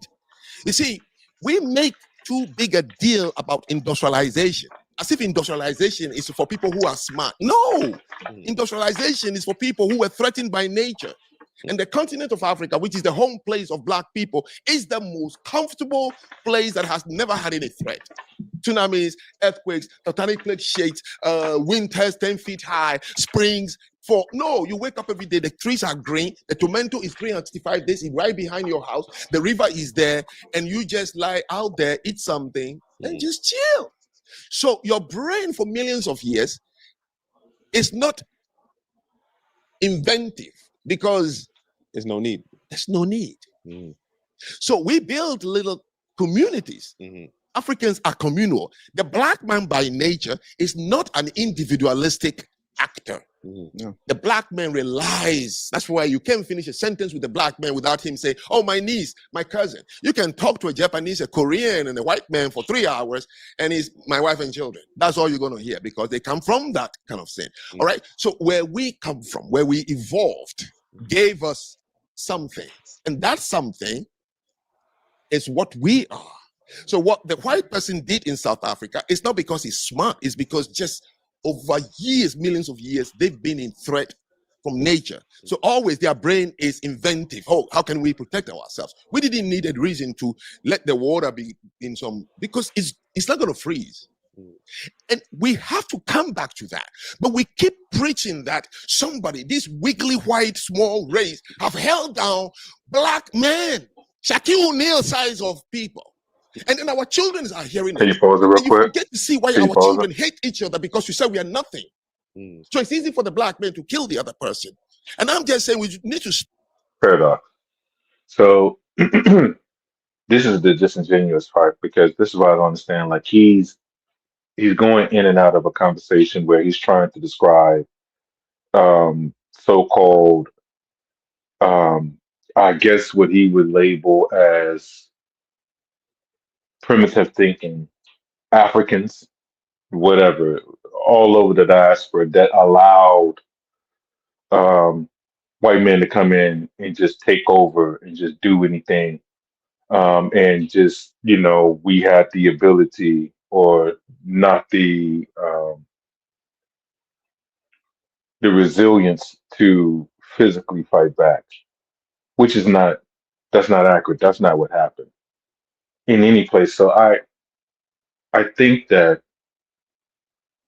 when it comes to warfare and the ability to kill people in mass and having an understanding of that and knowing that what you was clearly defined as before you would no longer be defined as again, it shocks people to a degree to where if you are allowed, where people call it so-called freedom, and you call it a certain thing, and then you describe it as a certain thing, it's different because you're not described as everybody else is. Sort of like how America has like Black Americans, white Americans, or whatever kind of different racial classifications that they put you under. Um, I think it's hard for people to kind of grasp that if they're coming from another country and they have a different contextual view about what America is and what happened. Because he's making it seem like there was some kind of negotiation. No, this is about force. This is a physical, violent thing. Wars were fought for this. This country fought more wars in its first inception, man, than any country that's in the modern era that's on record. There's plenty of bloodshed here in this country. And black people bled a lot for this country, for and fighting against it, fighting within the country, both sides. It just doesn't make sense to not have that framework of history when you're talking about the way this country had its had its history kind of mapped out, which is all kinds of bloodshed. It's like people get here and they don't they don't remember it, they don't want to talk about it, or they just don't think that it's important. And it doesn't make sense to me, man. It really doesn't, bro. It really doesn't. And I wanted to kind of give this man a chance to kind of explain himself, listen to what he had to say, but nah, man. Mm-mm. Well, I will say that every nation, country, kingdom has a time, and if he has any real knowledge, things on the planet with human beings, they ebb and flow. You know what I'm saying, based off environment, timing, and a whole host of other factors in place. You know what I mean? Yep. So it's a hard thing to, and you're dealing with an enormous, and I mean enormous amount of propaganda, by the way. Yeah. Yeah.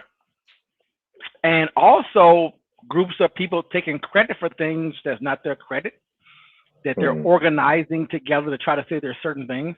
And I think and every Eastern European country for the most part is a failed state. So I don't even know what the fuck he's talking about with that, by the way. Absolutely. And Portugal and Spain is an economic, it's a disaster. I mean, I don't even know what the fuck he's really honestly talking about, to be on some level. And what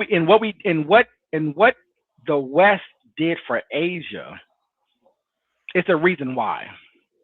And a lot of it got to do to an enormous amount of slaughter and organization of a certain group of people, of their own people, to be able to exploit. And that's a whole other conversation, by the way, of how you can argue how when a nation is developed, whatever time frame that's in, what's required to exploit labor. And can you exploit your own people, and how efficient and effective can that be? And the reason why certain places around the world are benefiting from a consumption global system that we have now is because that they were able to organize, right? They was able to pretty much exterminate massive amounts of people, to be able to organize and have certain things put in place. And again, like you said, there's a whole history to that. And you don't want to get too lost into that, because every group of people around the world is unique. And there's no good and there's no bad, right? There's no wrong or there's no right. And because, unfortunately, this goofy motherfucker is trapped in using one particular model of how to function on the planet and believe that might be the best model based off of various factors. And again, we can debate that, of course, obviously, but to just assume that this is the best way of doing things and leaving out the sheer amount of exploitation that's required to make it even exist and to manifest in itself is confusing, by the way, just so you know, because we know what it takes to make this work. It ain't pretty to have a hospital, right? Pharmaceuticals, technology. We know what it takes to make that happen. The sacrifices required to make that happen. What other places lose for us to gain, and then while we're able to gain with what we've done and the kind of power that we have, it's just so much to it, to be honest with you, bro. It's interesting, to say the least. But I will continue to play. Go ahead, play it. Earn from buying their freedom or whatever the case may be, and they all put their money into the Freedmen's Bank. And you know what happened? The government and the robber barons and the people running the Freedmen's Bank took all of their money. Do you know how many black owned and operated banks there are currently in these United States? No. 22. Most of those are completely underfunded, and they don't have a network that does not get the same support from the FDIC as a Wells Fargo, Chase Manhattan, all of those things. These things are unique. There is, in fact, and you know this because you have lived. I've lived in 34 cities in 19 states. I've been around. I understand how certain things go. But can you right now, with your wealth and the people that you know, how much land in Chinatown anywhere in the United States can you buy right now? Which Chinatown? The one here? Any Chinatown. How much can you buy right now? Well, I don't know. Zero. They won't allow it. How much can you buy in the Diamond District in any place? Let's just start in New York. How much can you buy? How much can you buy? Know those Zero. Yeah. Because they're allowed to gatekeep that. Mm-hmm. There is no situation that you can name in America in modern times, taking slavery and everything off the table, just starting from 1865 on, that does not have white involvement and white interference. If you can name it, I will apologize, but it does not exist. And that's what makes us unique versus the Jews, who were allowed to take their money. Oh, and by the way, The United States of America, also Germany, all of those countries that were involved in World War II paid and repaired the Jews. Japanese Americans who were put in internment camps because America allegedly was afraid of another Pearl Harbor, but we all know historically that was some BS because they knew Pearl Harbor was going to happen before it happened and they allowed it to happen, took the Japanese Americans out of their homes, out of their stores, out of their businesses, out of their communities and put them in internment camps. And when they released them when the war was over, you know what they did?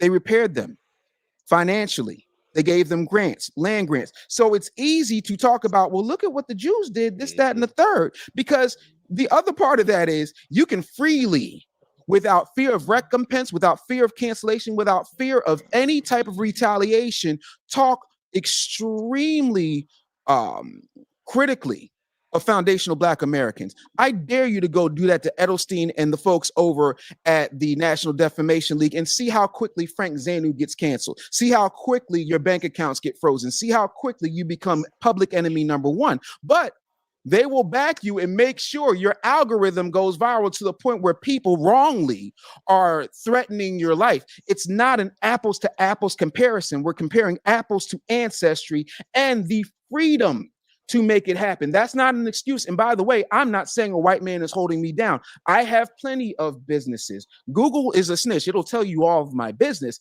But the truth of the matter is, am I a dyslexic, dyscalculic kid with a speech impediment that became a speaker and a 22-time best-selling author? Yes, in spite of the fact that my family started in the Richard Allen Projects, in spite of the fact that I have to read a little different, in spite of the fact that I might jumble my words here and there. It's not that it's impossible, but to me to act like that is the rule, as opposed to the fact the truth is that I am the exception, is not only disingenuous, it's very, very short-sighted. That's the only point I'm making. Look, when I use the Jews, I don't talk about something like, the Jews have this money, this person. I don't know. And I don't want to talk about it. And I don't talk about other people because I don't have to. They have done nothing to me. I talk about people like me. So I'm not going to criticize them in the fear of my algorithm. And by the way, I do not like that anybody will say because I'm criticizing my people, so my algorithm is going up. If it is so, fine. All I'm saying is I am talking about us. And I'm saying, if all the things you are mentioning happening, wouldn't that be enough reason for you to say? You've been here for 40 years, you said?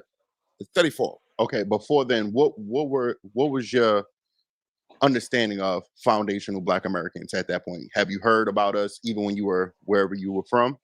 Well, you must understand that when we began to know about African Americans, they were called colored people. And then from colored, it became Negro. And then after Negro, it became Afro-American. So we in high school, if you had come to Africa, we call it Afro-American. And then from there it became Black American. And then from there it became African Americans. And now I'm hearing the new terminology, which is foundational Black Americans. I don't understand it. I don't know where it came from. So if I knew about African Americans, yes, my name was Superfly. We all have to choose an African name, African American name, because we watch Cooley High, Brockton and all these things. We knew the names have changed just as the lifestyles have changed also. So yes, of course, we read it in high school. We knew about. But what was the gist of what? Because my whole point of bringing this up is, the media and the world of the power of America. Let's just like you mentioned those movies. Those movies depicted, Black people in a certain way, but we're ignoring the fact that Black people are foundational Black Americans are being pictured as criminals, your enemy, everything anger, everything evil, everything is boiled in. So when you guys hear that from wherever you're from, you come here, and have that same. You know what is funny? I'll tell you this. In Africa, New York has many Africans. Ask any African who is over 50 years old or 60 years old to name one negative thing we heard back in Africa about African Americans. Zero. So where does that come? Because we had African people on the show say that their parents gave them the talk when they came over here. Stay away from those Black Americans. They're just going to get you pregnant. They drugged it. So where did that white supremacist talking point about Black Americans come from with Africans and even some Caribbeans? Yeah. So you have social media, right? Before social media. No. I'm talking about, listen. You're talking about today. This has been going on for centuries. No, you asked me about what we knew about African Americans back in the, and I am telling you, we never knew one negative thing about African Americans. Never. Now, let me make it clear so you can understand. Start from 1957, when W.E.B. Du Bois moved to Ghana. Malcolm X, Muhammad Ali, Maya Angelou moved and lived there for 14 years. Ghana became, or West Africa became the Mecca for African Americans. Not one has any bad message when they come back here. So we were only knowing things and we were copying your style. You made dashiki become even attractive to us to wear it. You know, platform shoes and all that. We followed today, any barber shop in Africa, you don't see any African. It is all, you know, Ice-T and all these people. Only when we arrived here, then we see it for ourselves, what we see. So you follow the white supremacist mindset when you guys got here. That's what I'm hearing. What is that? Because I mean, the hatred that's put upon or frowned upon, you know, Black Americans. By who? What? No, by Africans? Africans. Oh, okay. People of Caribbean. My father's Jamaican. Oh, no, I hear it in that household too, yes, brother. Yes. So there's not coming over here and then saying, embracing, hey, I got a Black brother, I have a Black sister. Yeah. It's more like, oh, I heard what they said. Oh, yeah. And I agree with them. Yes. Y'all some niggas over there. Yes. You know what I'm saying? So that's the problem. In one of my episodes, I ended it by saying, I talk about how we started worshiping African Americans when we were in Africa. All my classmates, you are not going to have a name. You pick one of the movie names. I knew about Isaac Hayes, the Black Moses. I met him when I came here. It's like a legend standing in front of me, okay? So we copied African Americans before we came here. I ended the episode by saying, when we got here, we stay away from you because we see too much of us in you. So now, here is what I was saying from the beginning. Why don't you ask me why, when you arrive here, you don't unite with us? Then you concluding that you hate us, white supremacy's talking point. Well, our eyes can see things. So ask me, why is it so? Yeah, I mean, and I will ask you, how many times have you tried to go visit us on the continent? Oh, well, if my resources was as resources, you rich than I am. How? You're not? Okay. How? You're flashy, by the way. How? Fine. What's flashy? It's the leather pants. Oh, it's the leather pants. Okay. At $16.99 H&M. Go get you know what I'm saying, my brother? You know, just because I'm stylish don't mean nothing. You know, you're stylish. You're stylish. Look, what I'm trying to say is this. I'm not afraid. I ended the episode by saying, I loved African Americans. When I was coming here, I'm telling you the truth. My mom, my dad, my people, nobody told me stay away. Do you know my first wife is an African American? She's now the superintendent of schools here. So when did that change then? When we arrived here, we saw too much of us in you and we stayed away. What do you mean by that? Huh? What do you When mean you by say that? too much of us and you, specifically, the violence, the meanness, Rwanda, Sierra Leone, Liberia, the killing of each other, the dishonesty, the anger. Look, let me tell you, if I go home, this guy you see here, I'll live like Michael Jackson. I have money to live like a king in Africa. Why do you think I'm still here? The snow? Or the taxes? Because I don't want to go back and take what I see here. So don't you say it yourself? Come on. Don't you say it all the time? African Americans are a crap in a bucket. They don't support each other's business. They don't come together to do. So why are you blaming that on me? You've said it yourself. I heard it from you. Yeah, but and the same thing you're saying is over there. A Chinese lady just opened a hair shop next to 3 Ghanaians in Accra. It's all on YouTube. Immigrants all the come blacks, blessed in America. I'll tell you that. All the blacks started going to her. Of course. So on the continent, the same thing you say here. Oh, you start a business in Nigeria, your own family and friends are going to bring you down. What you're saying here, we are saying it there. When I moved to Kenya, the same thing I keep hearing. So I love to ask why. I think you're overlooking. A lot of people overlook the success and achievements that Black. Y'all so fixated on the negative. Black Americans, we copied it from you. Your music says it. What is the name of the guy with the glass eye? Something White. He's on Charleston White. He says it. Cosby says it. You've written books about it. We hear it from you first. We were focusing on your success when we see you come to Africa. Okay? DC, you still there? No, I'm here. That's what I was talking about, by the way. That's what I've been saying for a long time, by the way. Is that he's probably one of the few people I've heard actually recognize that, by the way. Is that a lot of things that they're repeating back to us is what we've already put out there. on all levels, right? No one created the narrative is that we don't know where we come from. We don't know our language. We put that out there, by the way. They're capitalizing on that, was what I've been saying forever. I mean, you can't go back and change it. Obviously, it is what it is at this point, of course. But I think that's the only thing I can give him is that a lot of us, there's many books, a lot of speakers, and they push that narrative heavy. But when we're saying it, it feels a certain way. When other people are saying it, that's when it gets funny, though, right? See, I don't know. That's what I'm saying. It's kind of hard to map out because I don't know what his intent is at the end of the day. Yeah. I don't really know what his intent is. Like, what is it? That's Is what it I'm saying. because of what you said? You know? Yeah. So it's hard to kind of map out what his deal is. What is he trying to get to? Right. Because he just, in my opinion, really kind of talking in circles in a lot of ways, trying to navigate something here. And I think he just kind of like made that conversation. No, go ahead. Had a problem. Have you heard any African American tell you, I went to and they did this to me? But do you know what we have gone through in the hands of African Americans here in America? How many times a white man has called me a Buddhist scratcher? But I can tell you when I go to high schools to speak, that's what they call me, laughing. So you think it's just you? But so I'm asking you, I hate that analogy from the other place, who is now here observing the two people, ask me the questions, then making conclusions that we are just following white supremacy talking point. No, we're not. Well, hold on. Let me step in here for a minute. I hear where Frank is coming from, but again, there has to be just a little bit of a shift, right? Because two things that are very, very important. My man said he loved Cooley High. Right, he said that we made dashikis and platforms, cool afros and bell bottoms, whole nine, iced tea on the wall, boom, boom, boom. Wonderful. He's right.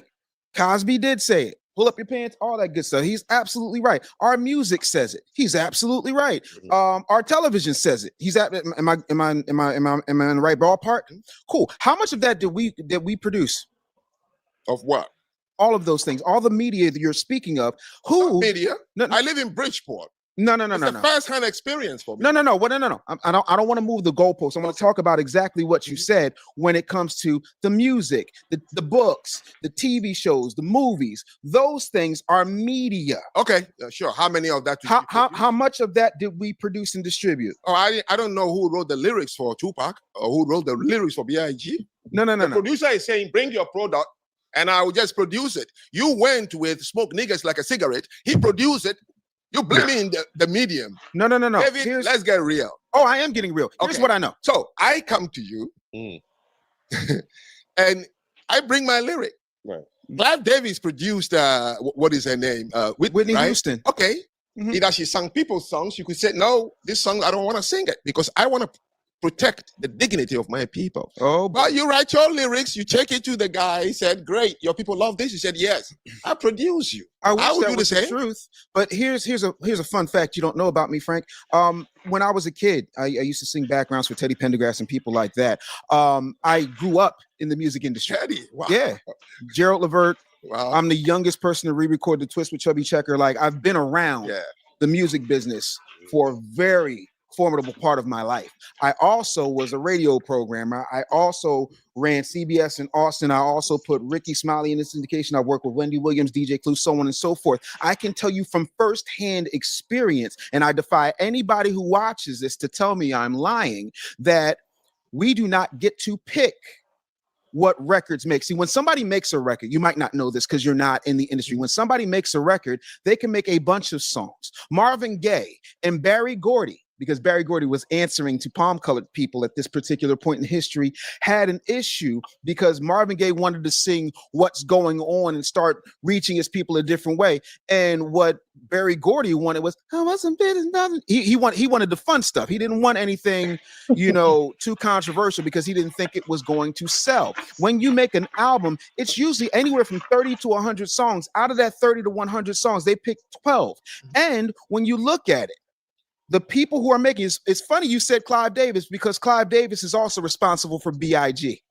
because Clive Davis distributed Bad Boy, and then after him, you had Jimmy Iovine distributed Bad Boy, and Death Row. You at different points in history. The point of it is when the people, the board that are not us, statistically and historically, because I defy you to find a major record company, a major media platform that is owned by us. We don't get a say. We can make 1,000,001 songs. I have sat in meetings with people who were signing record deals, and they were like, yeah, we like this, but no more of this. You can't talk about this, that, and the third. And if you say no, you know what there is? There is a line of foundational Black Americans who all want to buy their mama a house, and the only thing they know how to do is rap. The only thing they know how to do is make beats. And so once the product gets in their hands, it's not about what we want. Because if you go back, you were here, 1992. Were you here?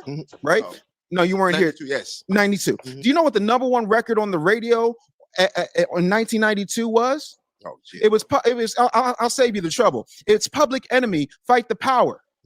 And that's when the Rodney King verdict happened. And that's when folks were rioting and they said, never before, never again.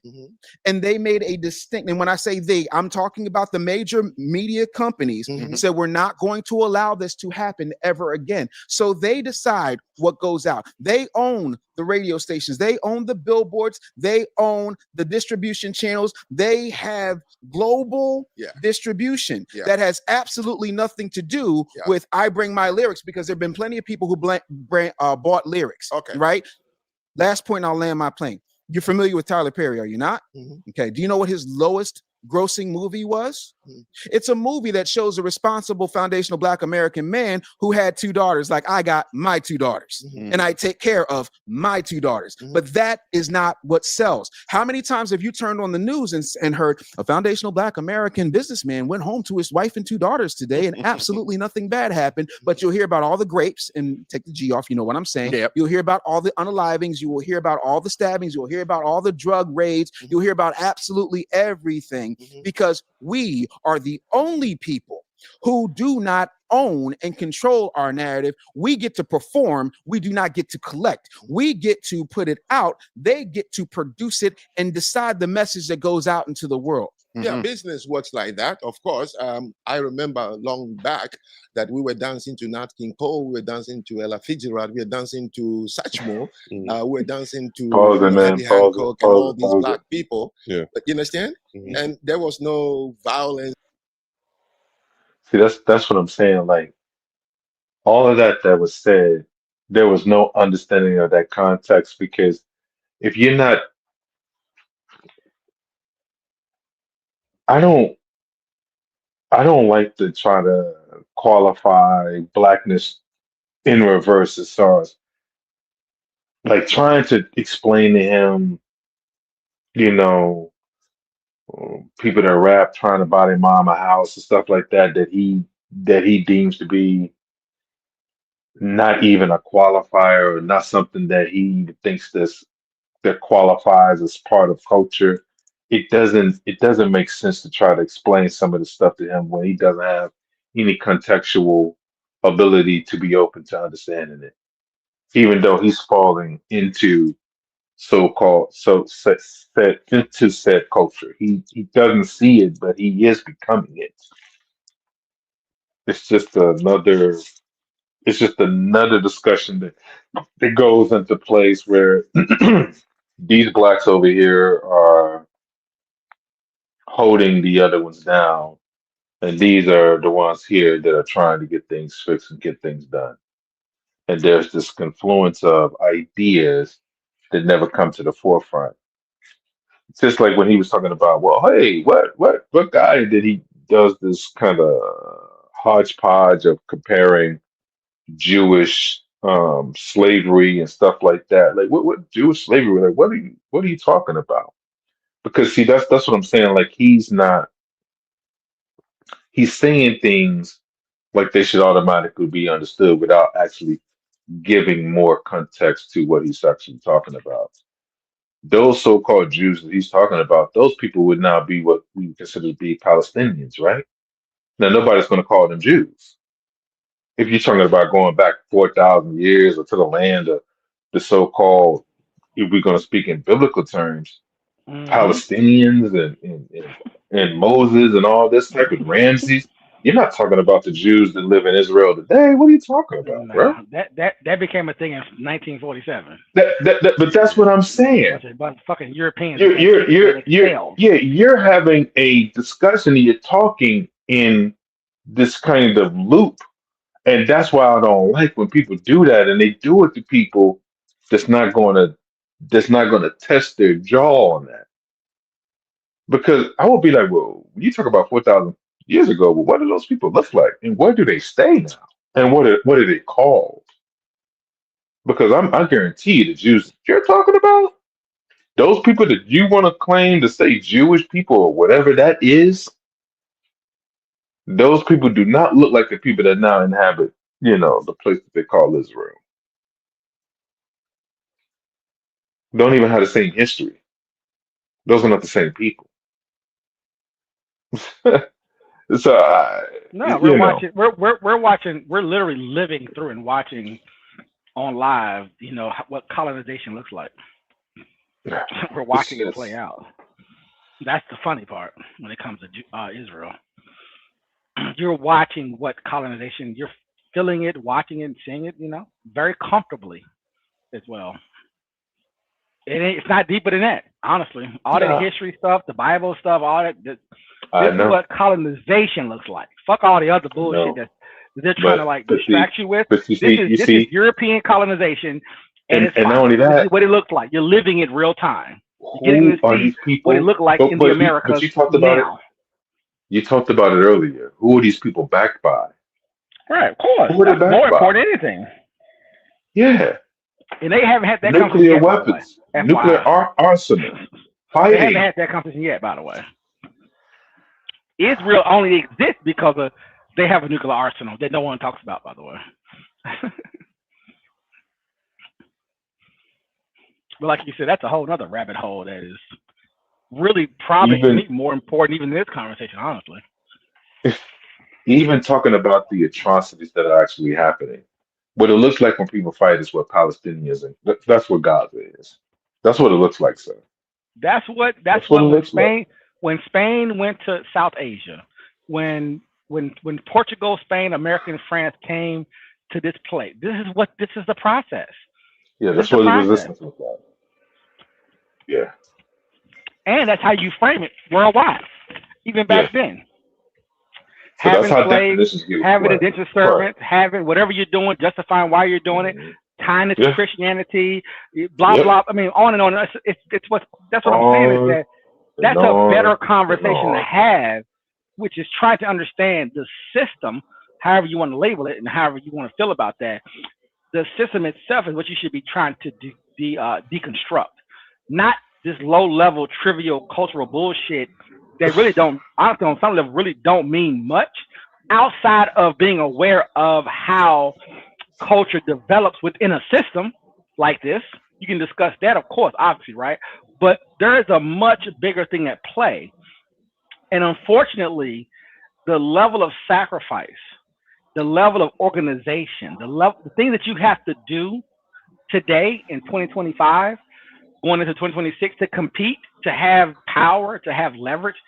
Honestly, this conversation to me has nothing to do with that, because you're now getting in. What I'm talking about is that you're getting more into how the world has been shaped and how people of power are managing that environment to make sure that their own people are safe, right? On some level, possibly, or at least their family for that matter.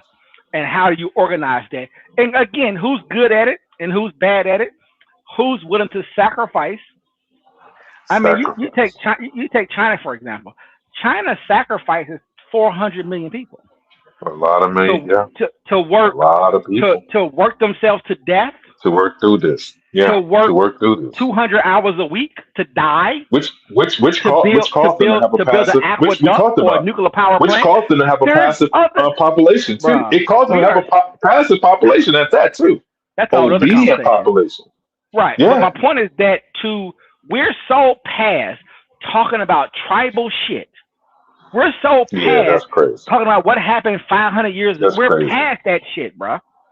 That shit is old conversation.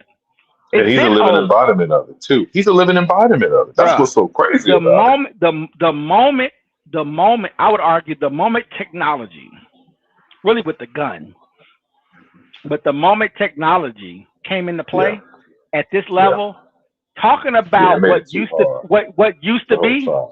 and what was and what you speak and what you used to do, Yeah. bruh, unless you still live in that 2%, 3%, you know, the Inuits, up in Alaska, you know what I'm saying? Like these little small little isolated groups in the Amazon or in the Sahara Desert, the Maasai, whatever, like unless you these very, very small groups of people, by the way, who are being protected, at least up until today, and not being exterminated, because that's just a matter of time, as we both know, because look at the world we live in, right?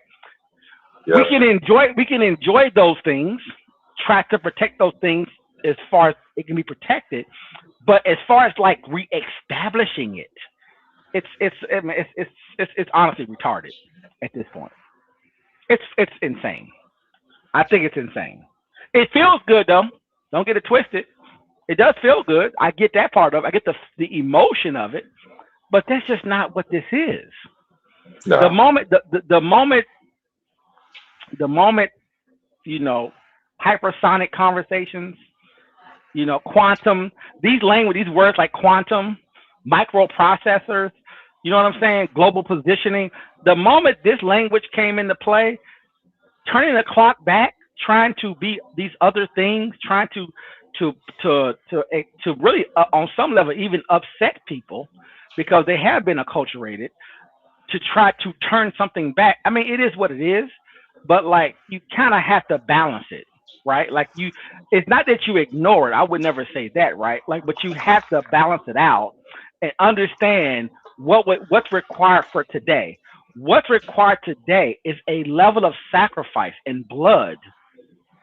I just don't think that conversation can exist because it's hard to have that conversation, right?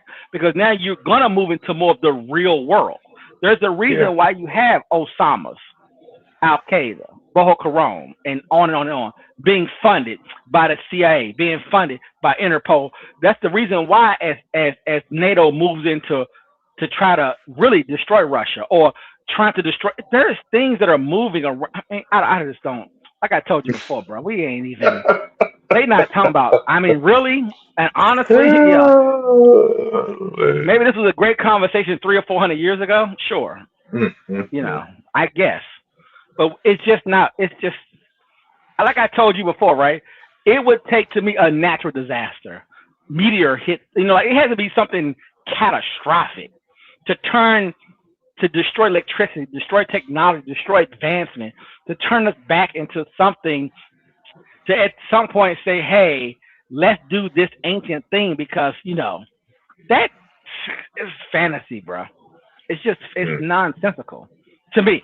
That's a personal thing. You know, it's like, what are we? That's not what this is. Nah.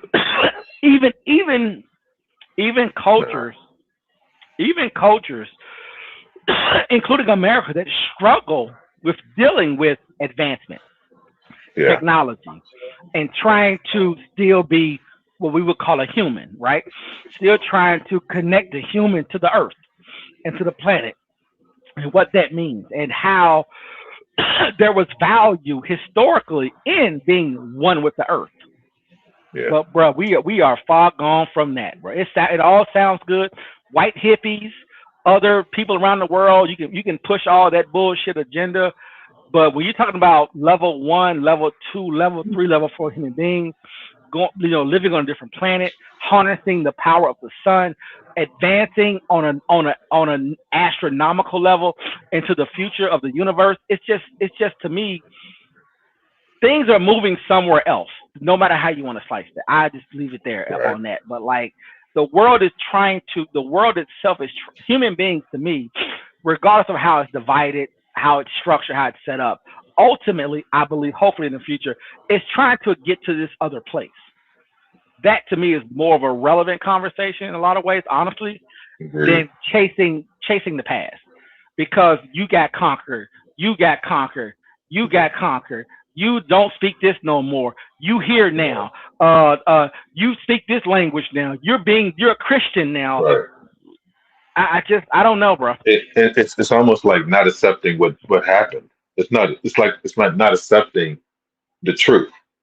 You're still kind of obfuscating or trying to put it on to somebody else or put it onto another group or try to not point to what took place. You don't have to do the blame game.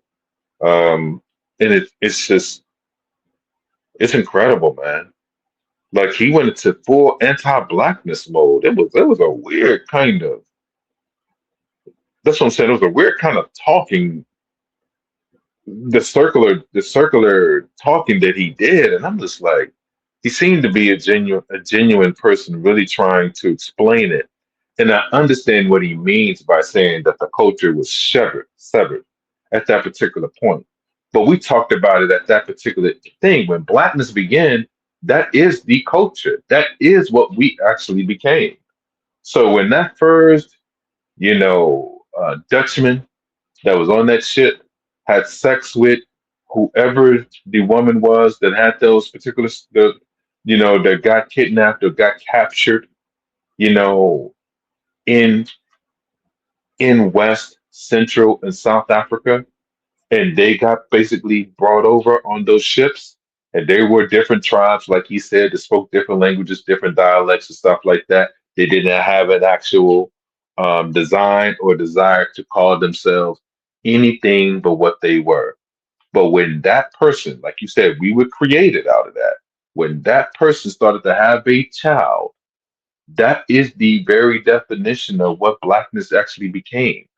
Because now you are going to be something else. You are no longer that. Because the forced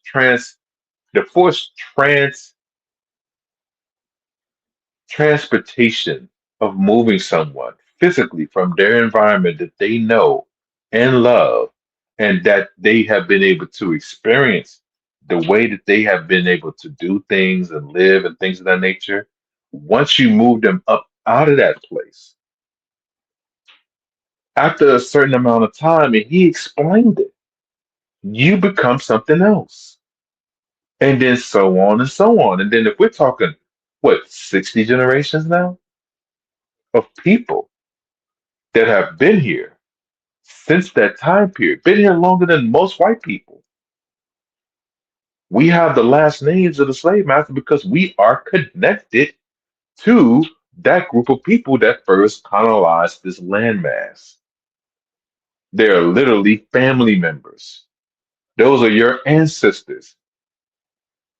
If African are your ancestors, these people that are from Europe are your ancestors too. That's a hard discussion. But that thing that we now define as blackness, that's what that became. A forced classification, outlining those that came here that couldn't cross that so-called racial color line, and then the treatment that basically kept happening generation after generation. You have the Jim Crow laws, stuff like that. Then you had segregation, redlining, things of that nature. And then you had other groups came in that got basically mixed in, mixed out, sexed in, sexed out.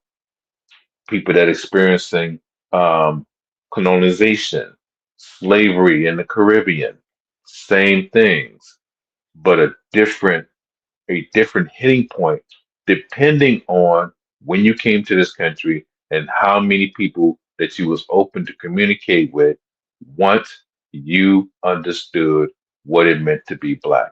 You know why it was so easy for Stokely Carmichael, Shirley Chisholm? See, because what he's talking about, that doesn't even make sense because they came in and they already felt because it was so strong. Most people, if they did not know their lineage and didn't hear them speak or didn't hear their parents speak, would not know that those were not so-called African Americans. And if I'm not mistaken, I don't think either one of them were born here in this country.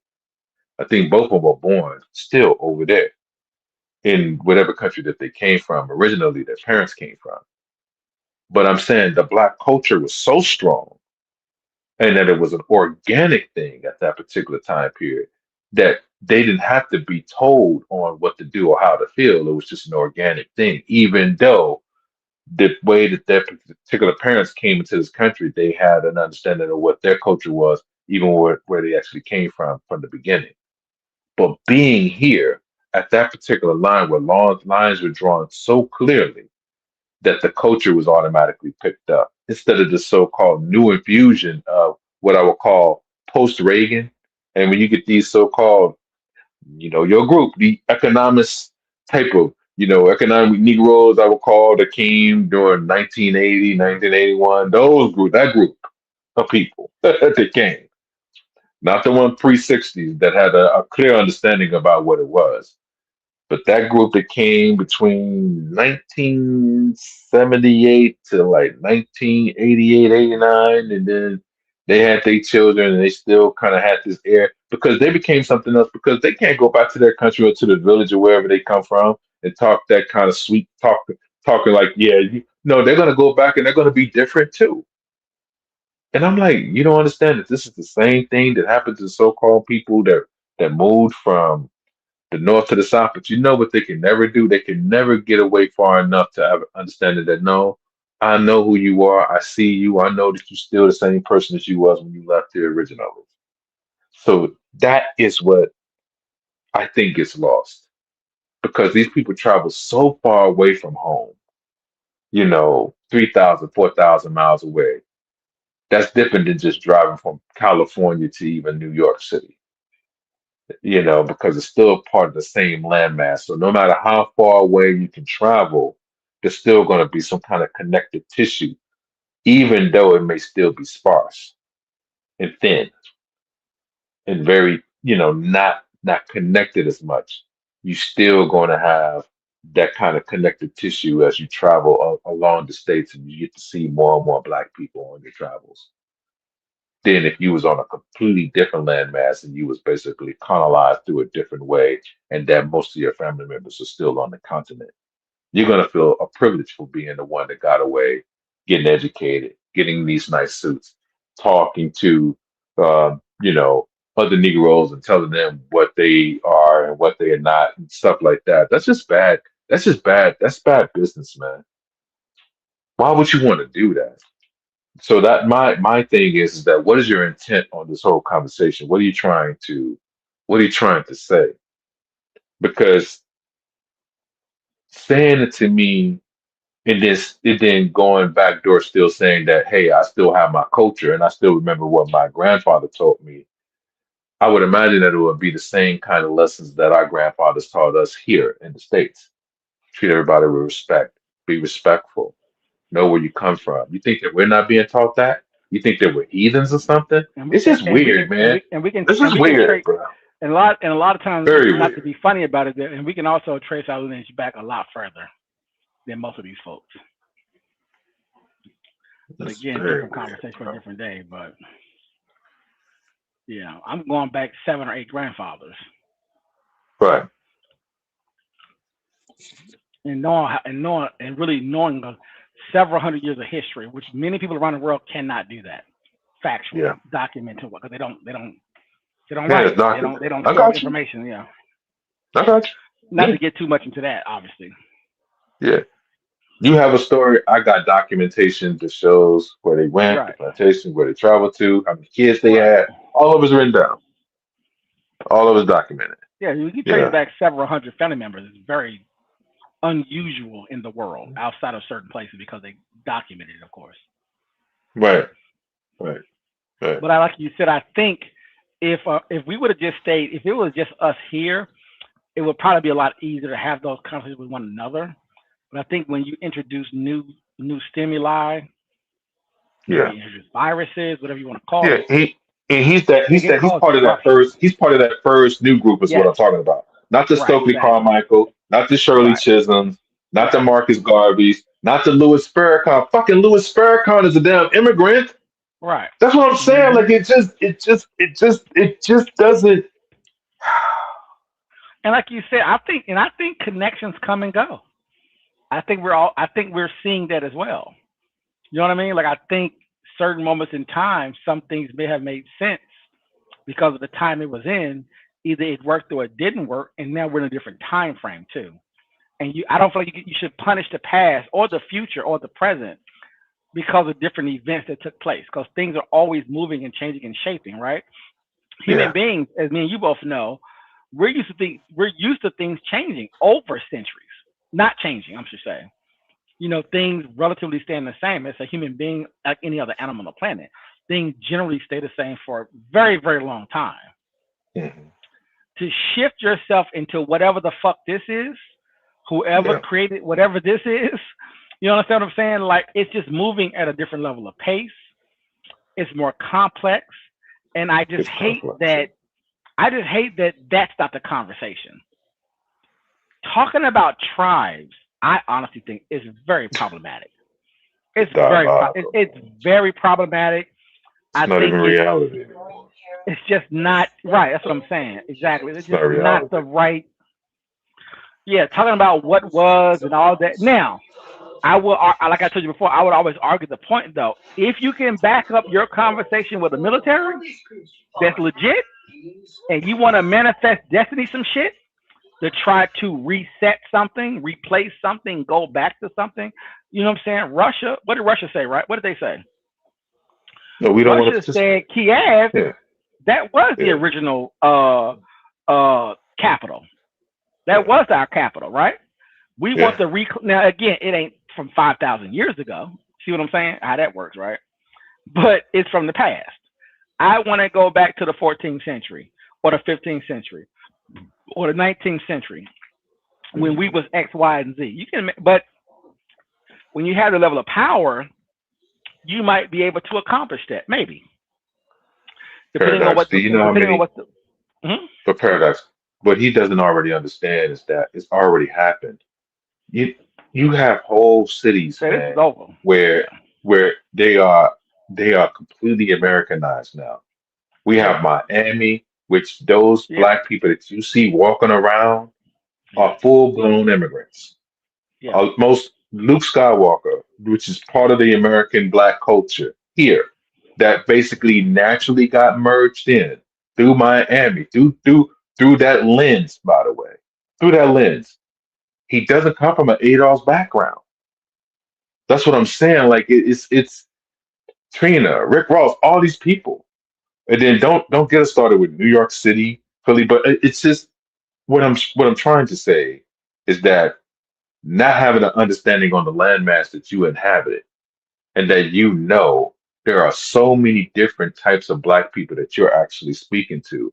The fact that you can't really recognize the difference, and that any child that you may have that's here may end up being like even somebody that's like the Joy Reids of the world and stuff like that. It's just when you go in and out of how the culture kind of imparts itself, the nuance is where we should have the difficult conversation at. But you don't have that difficult conversation the way this disingenuous conversation took place. It's like you took advantage of them by um,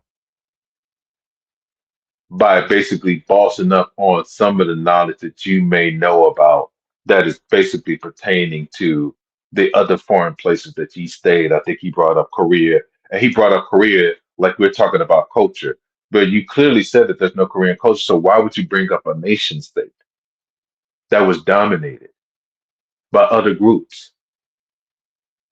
You're not talking about any clan. You didn't bring up any specific Asian group as far as what they were prior to being a nation state. That's what I don't like about it. That's what I mean. You didn't bring up the Ming Dynasty. You didn't bring up, these other clans and stuff like that, or the samurais and stuff like that. the That is Korean what you're culture, talking the about. Korean tribes were destroyed. Right. They had to That, but that's organize and but that become but that's something what but, and to but that's my disrupt their point. so-called Europe. But that's Europe my went through the same point. process. At the Middle East went through the same. Europe, So-called what we call exactly. the Middle East. It's The the same Vikings went through the process. same It's not process. unique. That's what I'm saying. So this Right. is not unique. This is not unique. This is the trajectory that we've been on for 1,000 years, at least, Oh man. if not longer. Right? At least, So if not longer. it's just him saying it like there's something wrong with black people when this has been done to It's every group of retarded. people. That's retarded, And bro. the fact that we have been fighting and scratching this long without totally going under and being like, we still try to resist to a certain degree to let you know how strong the group is here that you are attached to, by the way. That is known globally to resist in open forms, in open opposition, bro. And like and resisting in a Come on, liberal man. in a liberal way, That's what I mean. right? That's what I'm saying. Not from a I'm going to convert maybe to a religion like Islam, something more ancient, and saying, hey, we're going to do X, Y, and Z to push a particular agenda. We're processing and making movements within the current structural power dynamics when it comes to how to push back on power. Versus, and again, I don't have an issue. Obviously, I love Islam, obviously, but I'm just saying I don't have an issue with it. But it is a older process that also causes issues within the environment that we have, including obviously Christianity, etc. But you know what I'm saying? You know what I mean, obviously, by that. But it's just like you said, it's just a funny thing about how those are more of the, like you said, like it's like certain things move culture, move the world, move reality, right? Yeah. At least from specifically from a Western perspective. And there's major things that make those things happen. And like I told you, in this 3-hour conversation, they're not even touching it. I honestly told you that when you're dealing with power, it's better to ignore power, right? To ignore certain, I mean, you even think about what's going on right now in politics, and people may want certain folks in charge, right? But when they express power, it becomes complicated because of who has to be given up, who has to be exposed. So either you may as what you believe in America from a constitutional perspective or from a cultural perspective in America, you may expect something, you may fantasize about certain things, but there is a power dynamic in this place globally, but in this place specifically, that will protect groups, will manage people, will manage the propaganda that gets put out, the ideology that gets put out about a place. It's designed to make you maybe feel a certain way, but in actual reality, in physical everyday reality, it's something totally different. And to me, again, that's to me more of what should be analyzed, I would argue, than anything else, to be honest with you. Because there's things that are happening that affects your wealth, your safety, and a whole host of things that are probably in the time that we're living in now, and maybe for a very long time, I would argue that it's probably way more important to be strategic about than some of these bullshit conversations, to be honest with you, to keep it very, simple. There is some very, and we won't get into it on this call per se, but there are some very serious things that are happening in the environment. And I feel like a lot of this type of shit here, unfortunately, is a distraction in a lot of ways. A lot of important information, especially to one brother. It is not saying it's not important information, which obviously is going to be a contradiction to a degree, but there's just some things that are going on that I think impact our protection, our safety, a lot of other things that are going on that makes this less relevant today, and has for a while. I'll be honest with you. You don't have to qualify. You don't have to qualify your blackness for anybody. That's just period. Right. That's just ridiculous, man. Especially people that have ADOS or whatever lineage, Caribbean lineage. You don't have to qualify your blackness. Me and you alone in our lifetime, we've been here for 100 years, damn near together. Like the shit that we done dealt with in this space, I just don't have any. I have no tolerance. I don't give a fuck about no fantasy shit and fantasy talking about things about the world. Like the things that my family have sacrificed to protect this country.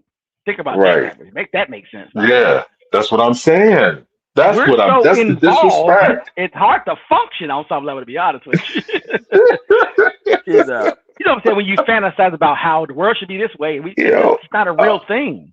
I would just be like, do you know how many people actually died for you to be up here talking crazy? So many people, bro. Oh my God, bro. What? Just so much. So And much. he don't even. And he. But I'm saying It's just not the he right didn't get. conversation. Oh man, this is. The And he don't. sheer. But these people don't see it. They're like, oh no, You know literally, why? I'm gonna tell you literally why for though. the space The that you thing is inhabit, that for the space that you inhabit, people died for you to be and classified right. in the definition to be tolerated to be here. That is a fact. But like I told you, I will blame the podcasters because honestly, if it was me and you talking to him and he was invited, Oh these man. what he's talking about now won't exist. It's not gonna. We're not gonna have the conversation. We said, we heard you say this. It's We shift trending. automatically to power because we shift We're automatically gonna to bring you on power. the show, Yeah. but we're not. But we're gonna talk about these things because this shit here about what culture is, and that's cool. Whatever. You're popular right now. You're hot. Let's really break down. Let's really break down what's the most important thing. Yeah. What are the most important things that we should be looking at? And again, through the lens of whiteness, through the lens of being a black person, how things are classified. Not only that, though, but at even a higher level, empire, right? Is America a republic? Is it an empire? It's both. How is it managing those two things? How do you understand democracy? Because at the end of the day, these are the things that are actually happening, right? Your 54 nations is 54 nations for a reason. Have constitutions, states, cities, borders. You can't remove yourself from the reality that exists, but you come to America, and also there's blacks in America as well who will play this game right here. Yeah. But you cannot. You as an individual person, this individual person cannot remove those borders, cannot stop those groups of people who are forced to be together. Think about this shit. He's giving us a conversation about how Africans was brought here and had to learn another language to be able to speak to one another, had to develop something to be able to communicate because there were different groups, right? By the way, I dispute that conversation, but we'll talk about that later. Yeah, we'll just say what he said is facts. Right. We'll just say it's true. You right now, Benin, where you're from right now, there's 400 languages. You're forced to be Benin. Benin don't mean nothing, as you stated. Now, me and DC, what do we know? Yeah, we understand that being a Marylander, right, or a Virginian, understanding that is a reality. But me and you can play the game and say that don't exist. What the fuck is that shit? The fuck is what are we talking about right now, right? Think about this, right? I was teasing somebody yesterday about I was watching the Denzel movie with Spike Lee. I just watched it. It's so good. So a lot of good things about it. Too High, Too Low, whatever he did recently this year. Some people don't like it, but I see something different. I love it. My point is that when they were showing the Puerto Rican Day Parade, Puerto Rico is a territory, right? They're not a country in its own world. No. We don't have Tennessean or Floridian Day or Maryland Day. My point is that just how trying to understand how people at a very local level understand these environments and why it's important to express certain things. That's one level. It's important. You know what I'm saying? On scale, right? Like the masses need to feel connected for whatever reason, need to understand, need to feel something what we would consider every year, how we define the calendar, time, you know what I'm saying? How we define everything within this system. They have to feel a certain way. And me and you both respect it. We accept it, be it Caribbean Day or whatever, right? Whatever you want to pick, Black History Month or whatever, right? Like, I just feel like they're sort of trapped at that level. But that's just everyday culture and how I look at it. That's people trying to function. The SWAC, HBCUs, the bands and the black football. Like everything we're doing is how we function. Battle of the Bands. Yeah. Everything we're doing all the time on all levels. We have over 100 black colleges. Jack and Jill. He probably don't even know. He probably don't even know about that. Jack and Jill. On and on, That's crazy. Come on, man. So, and not only that, the tremendous amount of black engineers and scientists and doctors who have contributed to this country being what the fuck it is, which is a massive Man, global Charles multi-trillion Drew, dollar empire. the Endless. red It's light, the endless. refrigerator, Right. Subway. I mean, Right. just come on. The thing is this though, you cannot go back, but you can No. radicalize people. That's what it's my whole point, by the way. You can try to radicalize people to try to reconnect to something old. Like you said, me and you both know that's just what it is, right? We can't. Mhm. Individual people, people join cults all the time, right? And go live out in the woods somewhere. Europeans, they'll go run around Mhm. trying to find themselves. We understand in these type of environments because me and you will both argue that I think what people are conflating is a dynamic, unique thing that was invented very recently called individualism, freedom, Yeah. civil liberties, Yeah. etc. Yeah. Human beings historically are what? As far as me and you know. Communal. Now, we don't know, Yeah. but what we believe is what? Communal hierarchy. Mhm. Communal Yep. hierarchy. Hierarchy. Communal Yep. hierarchy. Mhm. There was never a time, as far as we know, historically, where this new idea comes on as individualism. Because, of course, human beings are animals. We were, as far as being, you both know, as far as mammals go. Now we do know there are creatures on the planet who are independent and by themselves. They kind of roam until they mate. They may roam individually. They have all the tools that the universe has developed over millions of years to allow them able to function independently, right? But the human creature isn't in that category. So me and you both know historically we've always been what? In a group. Yeah. And trying to understand the dynamic of being in a group. Who's in charge? Who makes decisions? Who hunts? Right? Who fishes? Who grows crops? Female, male, what? Right? And then, you know what I'm saying? You understand what I'm trying to say, right? I think that we move into a world where, and you can give credit to who you want to give credit to. That is what it is, right? It's just what it is. But we realize that, so now you're talking to people within a system that's been created. The system isn't struggling. It's not confused by itself. The system isn't lost. The system says you as an individual, male or female, can make whatever decision you want, right? To a point. We're going to create a system where we have rules and laws in place, but we're going to allow the individual to break cultural norms, to break historical norms. What does that mean? A female can be by herself. Is that normal, DC, on the planet for 5 million years for human beings? No. For any creature, any animal? No. What mammal what mammal that I can think of right now on the planet, the female mammal can be alone? I don't even know any. No protection. Yeah. Every female, even the ones that may run a clan, like they got to hyena, be in a group. right? Hyenas. They still have Hyena to be in a group, no matter what the male is doing, right? Yeah. So in the history of this thing we call Earth, the planet, like I don't want to get too crazy with it, but you know what I'm saying, right? Like this thing called what we have defined as a mammal, generally speaking, is communal, isn't an individual. You have to sacrifice as an individual for the group. Interdependent. Yeah, interdependent. DC, how did this play out? Sports.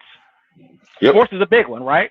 Now, I know tennis and some things are individual, but what we gravitate to is watching men, generally speaking, right? Like say football, sacrifice for what? The individual over the greater, group. the greater good. Yeah, the greater good of the group. Good, right? So we're big. That's still being reinforced, even though we're told what? Democracy, liberalism, freedom, individualism, make your own choice, make your decisions. So guess what? I don't have to ask the tribal leader, can I go to such and such, right? Like it's the dynamics there that have elevated human beings. And I feel like, so why not have that conversation? That's what I'm saying. So why not have it from that context, that lens? That's my point. You know? Yeah. That's why I was trying to see what was his goal, what was his intent on having this discussion the way he did. with these group of young men, because he's speaking to some young guys about this, and half of them have like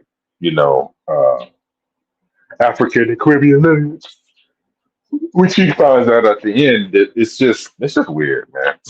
It's just weird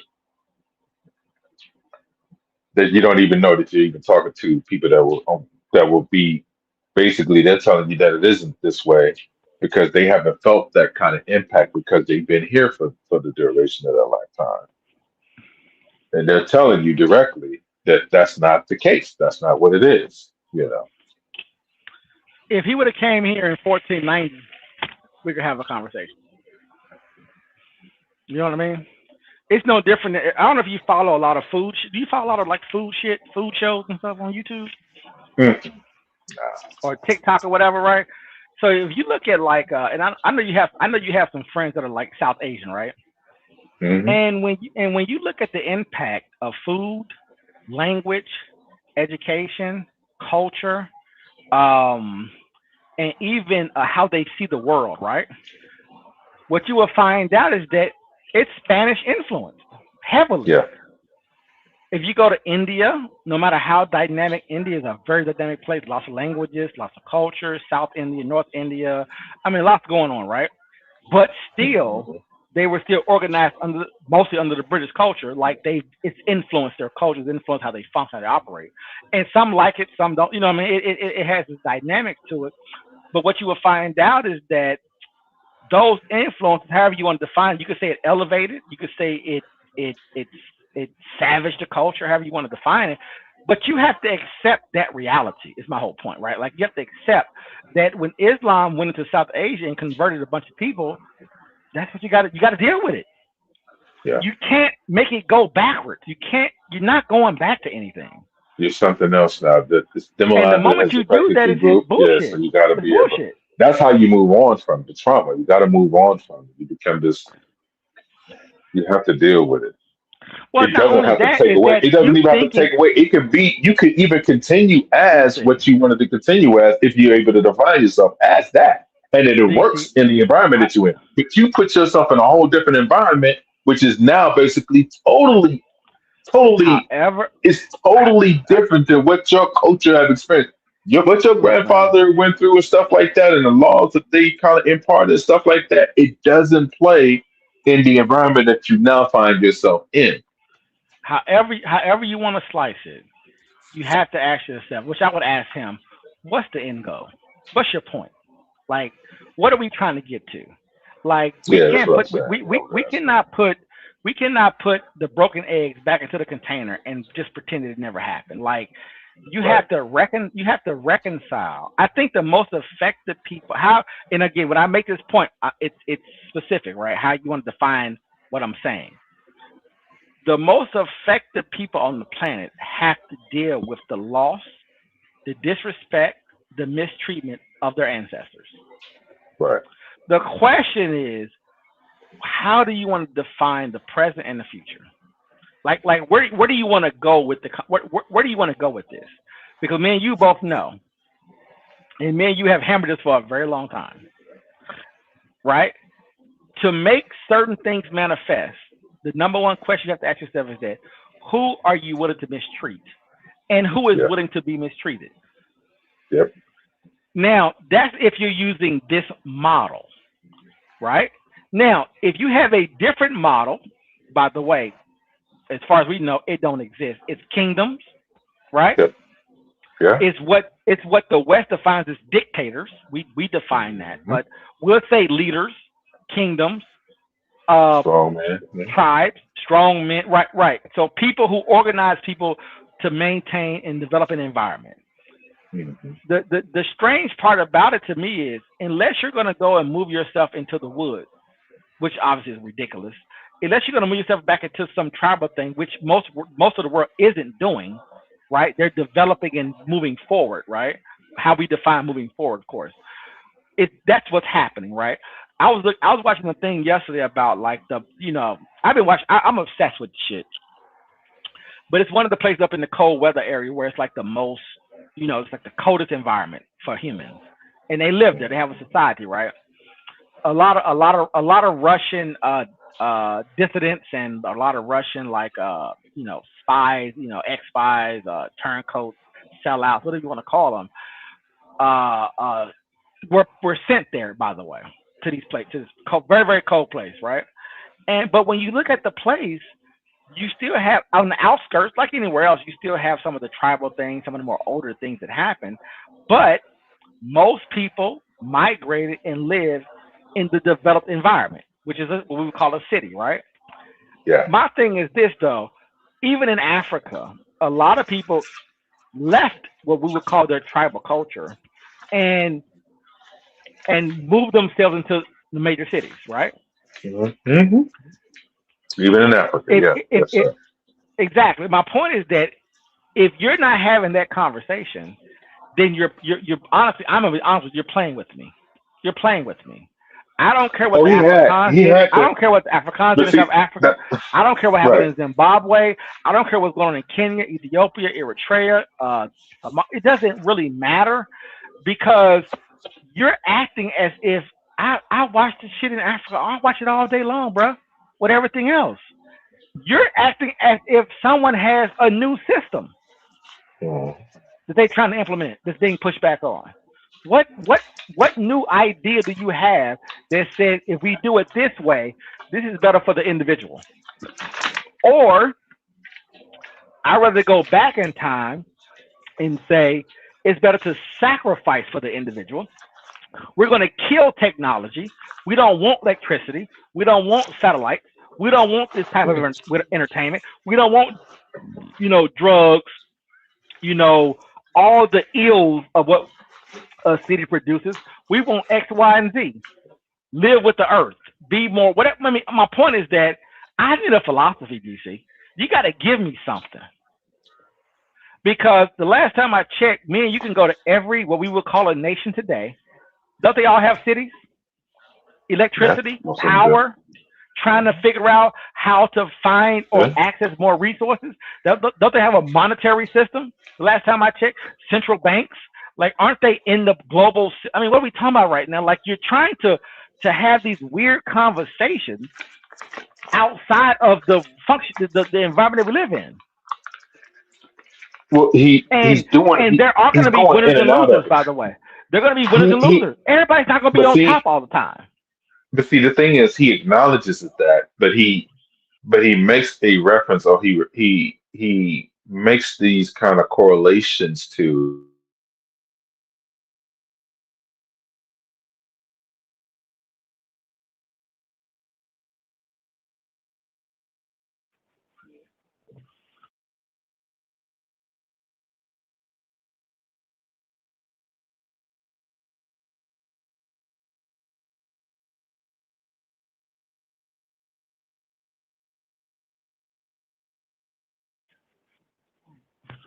DC, you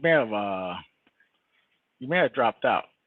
We can't hear you if you're talking.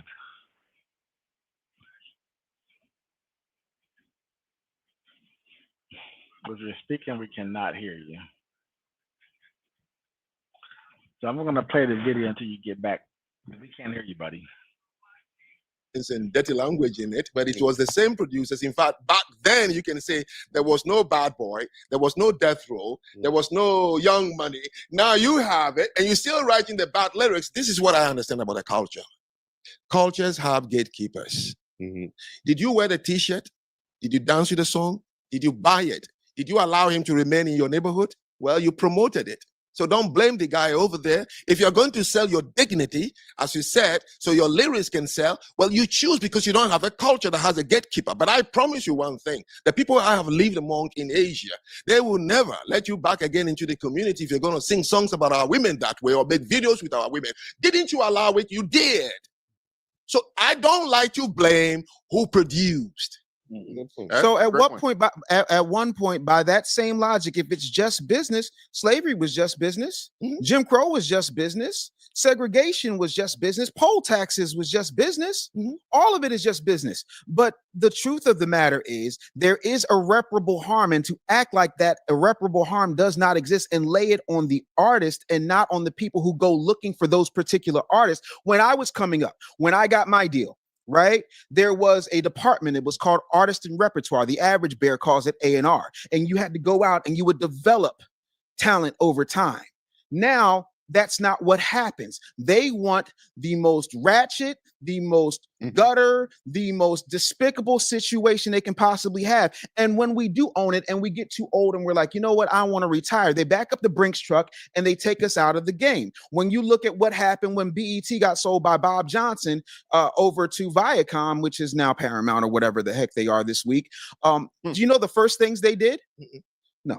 The first thing they did was they got rid of the news, because the news was showing us in not only what was happening bad in our communities, but what was happening positively in our communities, highlighting. They got rid of Ed Gordon so fast it made your head swim. And right after that, they kicked Tavis Smiley out. Then they got rid of Teen Summit because you had a bunch of positive kids who were being examples, Black kids being examples of what to be, what you could aspire to. So you take all the hope out of a situation. These are historical facts. This isn't conjecture.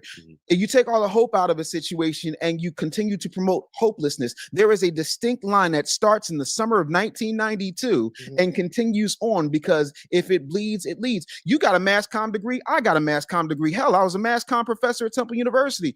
You know as well as I do that sensation always sells, and nothing sells more than anything else. You know what a gaper delay is, right? A gaper delay. So pretend you're in traffic, right? Whether you're on 95, the Tappan Zee Bridge, wherever you are, and there's a delay in traffic and you can't figure out what it is. And so you're driving up and all of a sudden you see that there's somebody with a bad accident. Their arm is off or their head's rolling down and your mouth is agape. People are slowing down because they want to see it. It's a gaper delay.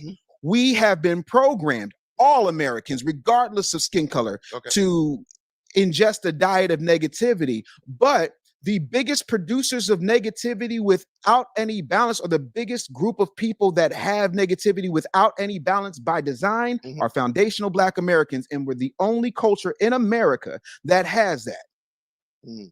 I keep saying the same thing. I would ask the same question. You would say, this person did this to me. I would say, why did it work? The propensity must be there before the stimulus was introduced. Now, if you do not, my grandfather told me something. He said, anything that happens to you, forget about the result. It's unpleasant, unfortunate. Do not focus on what happened to me, because everybody knows what happened to you and you know what happened to you. Ask, why was I susceptible to it? And from that day, nobody can mess with you. I think it's not that simple. All right. No, I know it's not that simple. The traffic light was created by a Black man, right? You know what they did? They started making tickets for people at red lights. The light bulb was created by a Black man. They started making Con Edison bills. Like everything, the cell phone was created by. I am saying what I'm saying.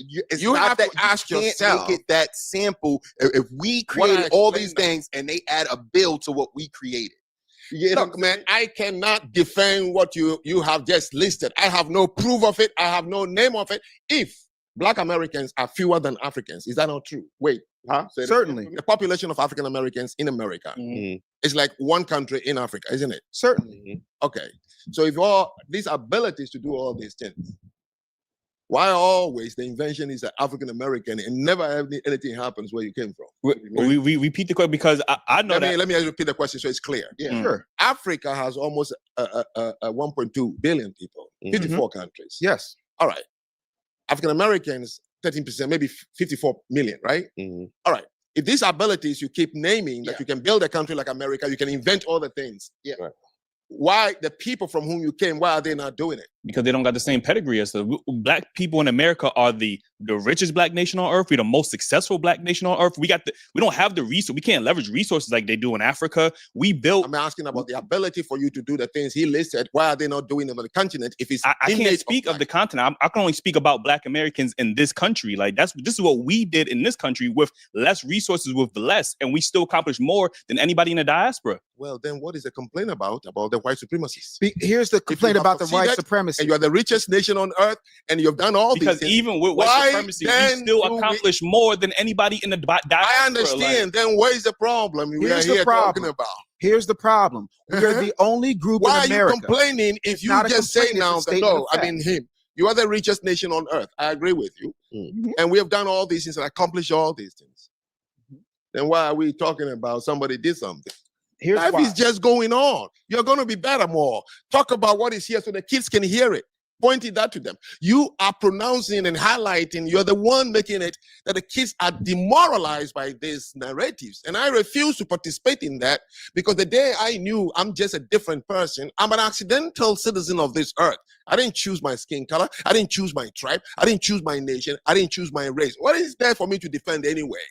Knowing that I'm an accidental being here, I get along with anybody based on me. That's it. And I'm tall, handsome, and happy. That's when I respond when people ask me, how are you? What is the headache? What is it? I think that, what is wrong? I think the issue is the lack of respect that we get from. You feel it. else. You said so. When I came to this country, there was one word common among gangbangers. Yo, you disrespected me. What the heck is that? It's an abstract noun. You can't even see it. You hang on to abstract nouns and kill people over it. How do you know you've been disrespected? What does it do to you? Did I pinch you? Did I hit you on the head? I mean, what is it? Wait, only because you mentioned being called African booty scratcher affected your mindset. No, I didn't. You did. I didn't end by saying. I said only African Americans did it to me. Did I tell you it affected me? It didn't. I still took kids. Okay, so you Africa. Take you out of it, right? You talking about the millions of Africans is here. It didn't affect them because that's the one thing they always come and say. I don't know. It's a through line. I'm only telling you about what happens. I was in Kenya and this Sudanese girl, I was online and I met her online. So finally we met in person. And she said to me, you know, I knew you're from America, but I knew you were not an African American. That's why I agreed to meet with you. And I said, why would you say that? And she told me her story. She's a refugee in Kenya, tall. And so she got a scholarship to come and play here in Maryland. I don't know which school she went to, a high school. She said every day she cried. She can't go to the locker room because of the black players, basketball girls. So one day they played against a white team. One of the white girls saw that she was not in a good mood and asked her, and she told her. Her mother, the white girl's mother, came to the school and made sure that she took this girl out to go to a different school. She said the last 2 years in America, among all white, not that I didn't miss my black people, was the best I ever had.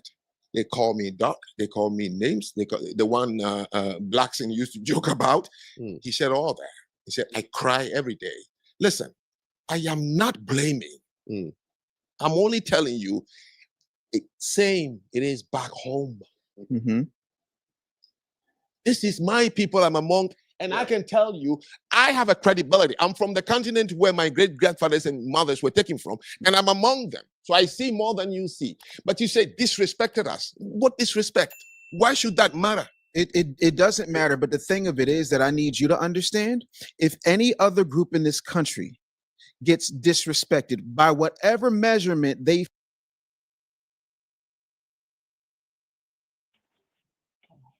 DC, you make it back on?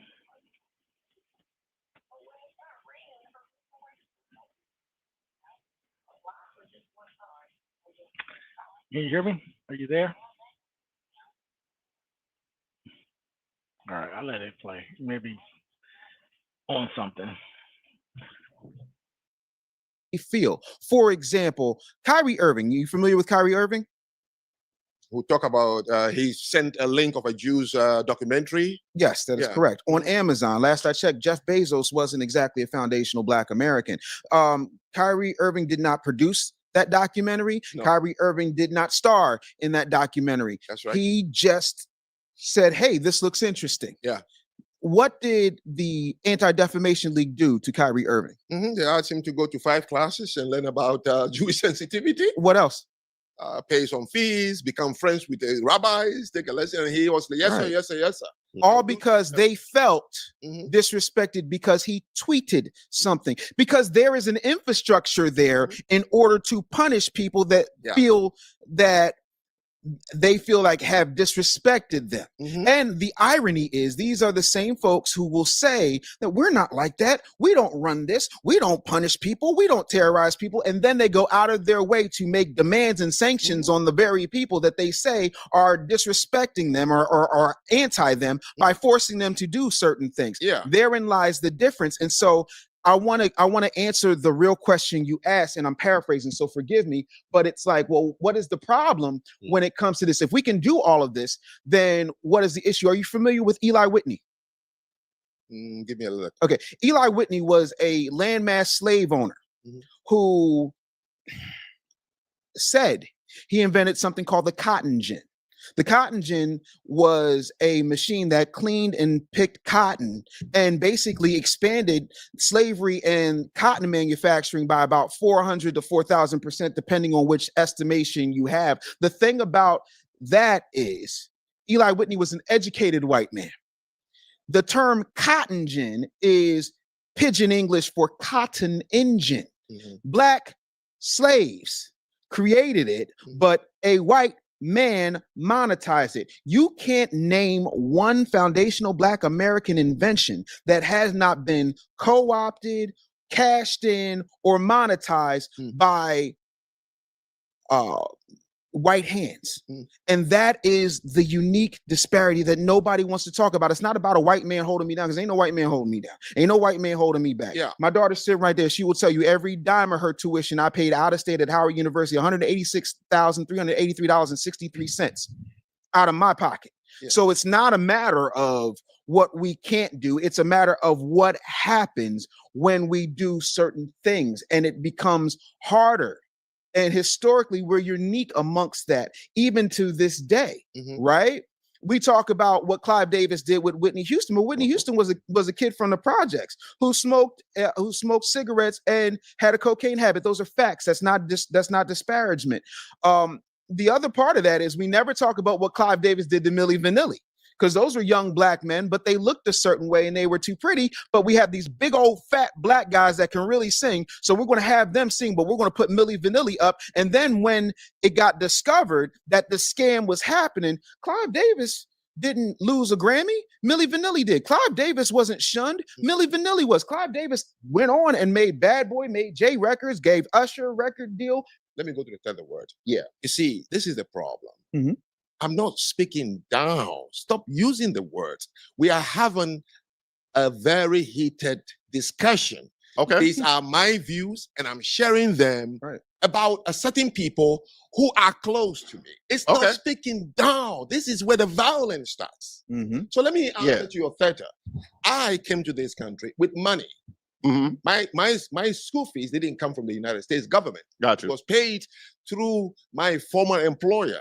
So I brought $148,000 to the University of Bridgeport to study. All right. And I have remained in this country. I raised my hand and I swore oath to the white government to say, I want to be a naturalized citizen. And he accepted me. I've worked my butt off, in corporate, my own, in non-profit, and now my destiny. So I don't know what you mean by benefit. No, I worked myself, just like I work in many countries, places where there were no Black people, but I succeeded. I lived in Japan for 4 years. I've lived in China, Malaysia, Indonesia, everywhere. So it's no different from my hard work and my attitude to be in this country. So I don't want anybody to tell me that I came here to benefit from anybody. So if somebody called me a feather, I'll say he must have a good reason to call me that. That shouldn't make an enemy at all for me and another person. Well, I mean, it's still a benefit to come to the country because you wouldn't have came here if it wasn't a benefit, right? What benefit? Well, why did you come here?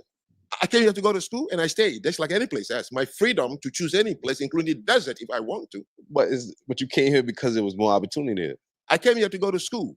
I stayed. I told you. I could go home and live big. But I don't want to deal with the headache of what I'll get at home. So this is the country I choose to live in. Okay. So, go ahead.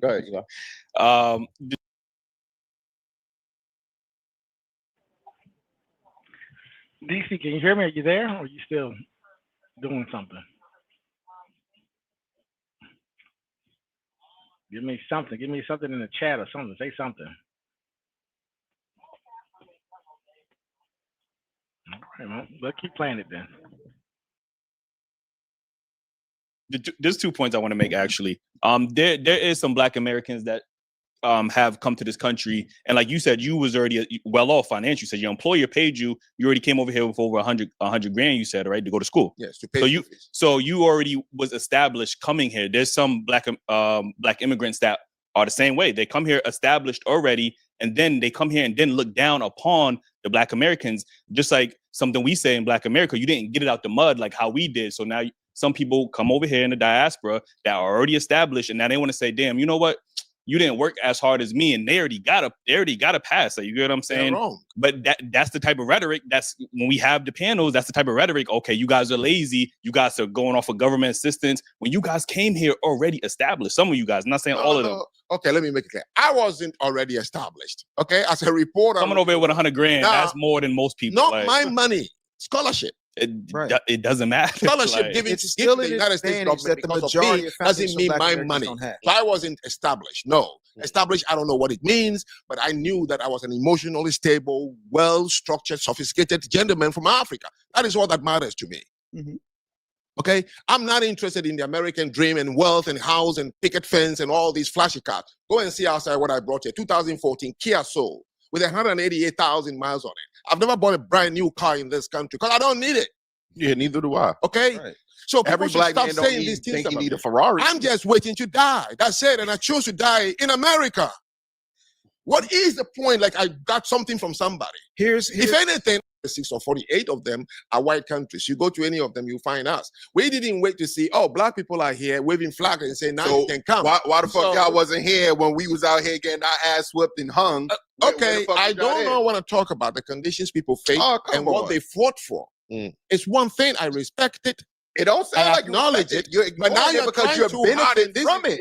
You wouldn't be able to walk these grounds. The rights you have as a Black man, regardless of where you come from, in America, you are an American citizen, right? Yes. You are a Then let's American be correct, citizen. naturalized American. You're a naturalized American citizen. 13th, 14th, and 15th Amendment. Like that, you became a naturalized citizen because that amendment was fought for by us. Oh, so you benefit. The Southeast Asians who are here. Same. Yes. The South yeah? Asians, Oh, well, the then- Germans. Everybody. Yes, Oh, okay. everybody. Well, then I don't have anything to say about that. Because I'm not a scholar on why white American government decided to allow immigration. To build because it was of a financial benefit. It was of a financial benefit. They have taken. Of course, that is one of the things America did that is so unique from other countries. They knew the land they have taken and the country they want to build. Of course, every country on the surface of the earth builds into its system a form of immigration. Even the most homogeneous, like Japan, they always know what immigration does to a country. And so if you're going to go on telling everybody who is here it's because of us, then fine. I wouldn't argue at that.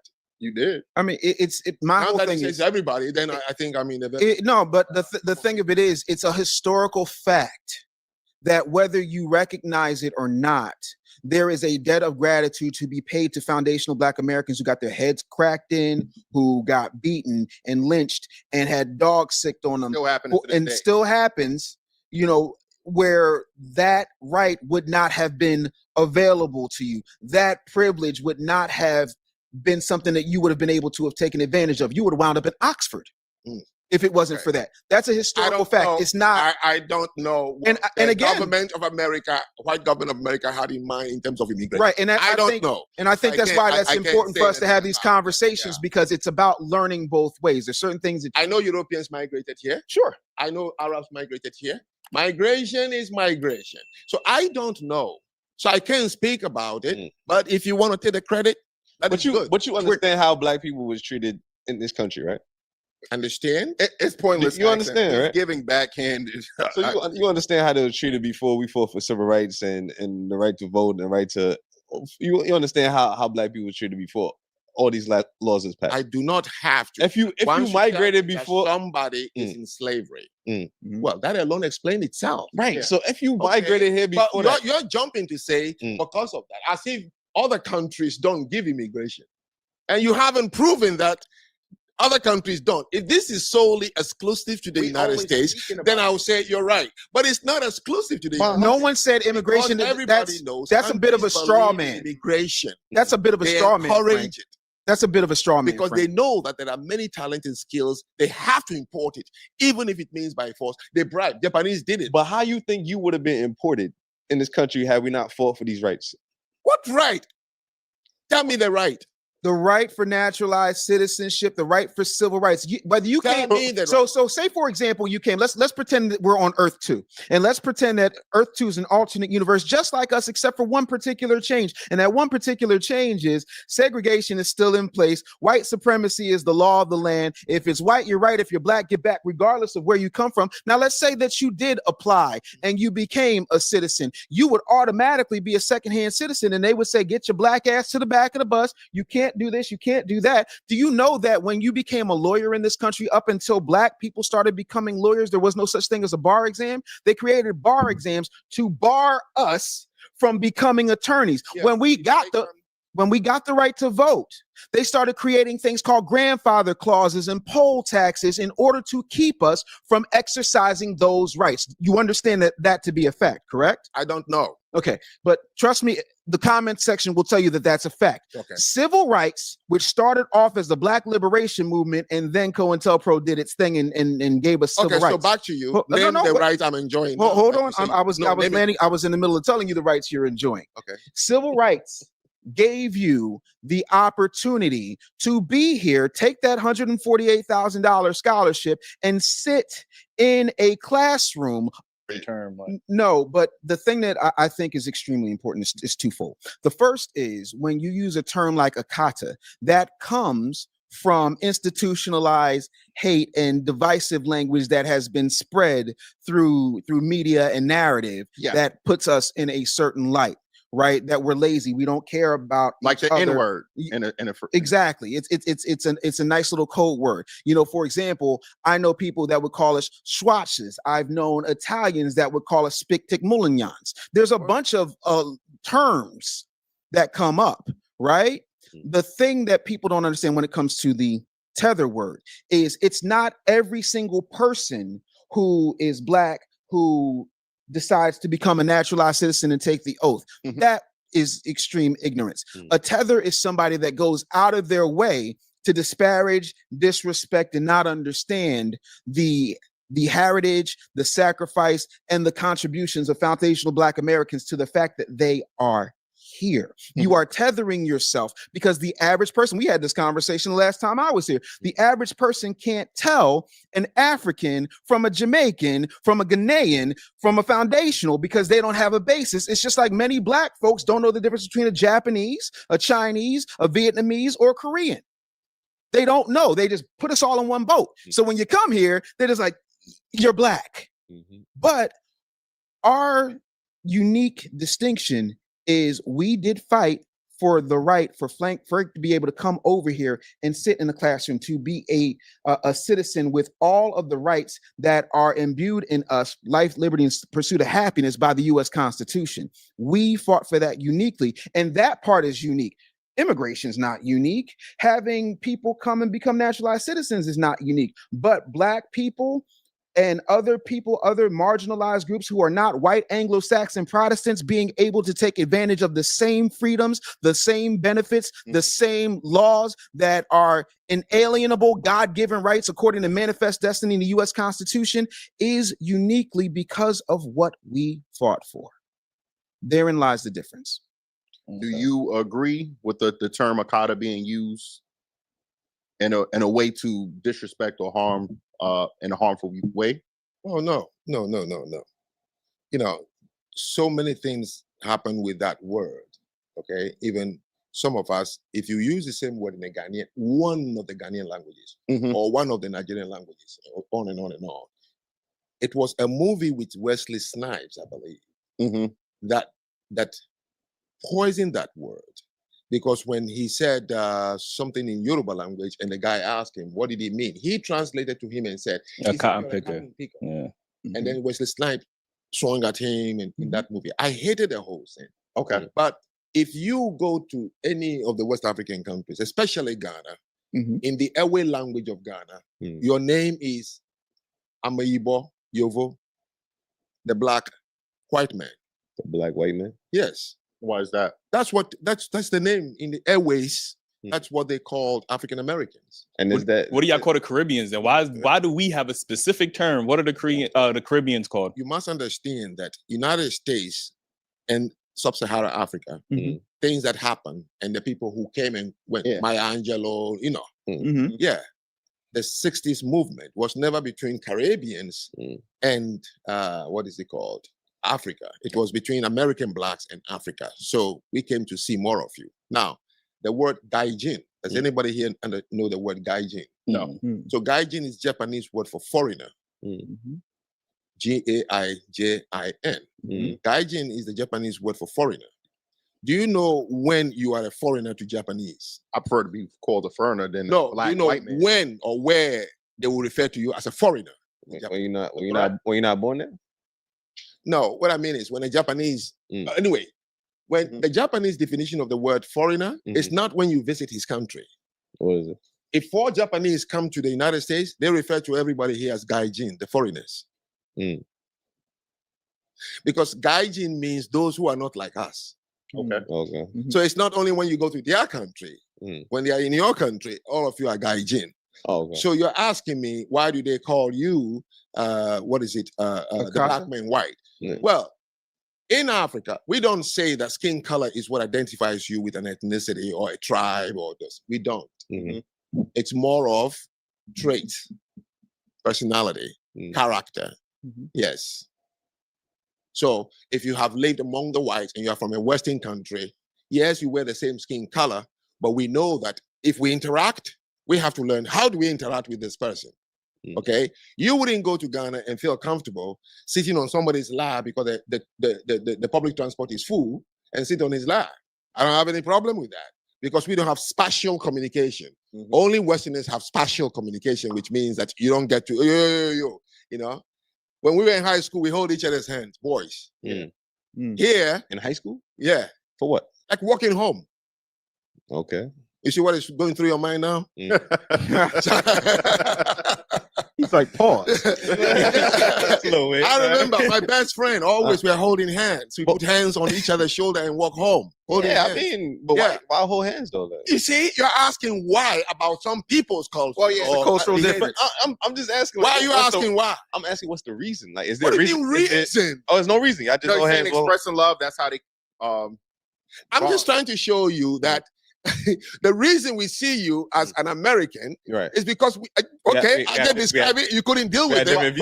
But you can say Black American, not Black white American is the disconnect. But my friend, I am you see, here is the problem. It's a huge disconnect. I am a Black American. I'm not a Black white American. I don't care. It's a huge disconnect. You are using the word. You are disconnected already. No, you're when you visit my country, I have to help you understand many things and how to do it. So where is the disconnect?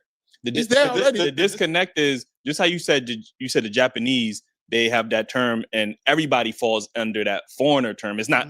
They don't look at Russians and be like, only them are foreigners. The thing is, you're trying, not you, but the culture or the tribe is saying that they have a specific, unique name for one set of people in the diaspora that they don't have for anybody else. Like I asked you, what do they call the Caribbeans? Are the Caribbeans are not living in the white man's country? So what do they call them? Huh? Do they have a name? Are they what are their name? So this is the confusion, right? Until they say I'm Jamaican. As long as they speak with a different accent in English, we simply would say the same thing until they say, no, I'm from Jamaica. We didn't know about Jamaica and all these things. You must understand. We didn't. You're still not answering the question, though. Yes, we did not know about the Caribbean. Oh, okay.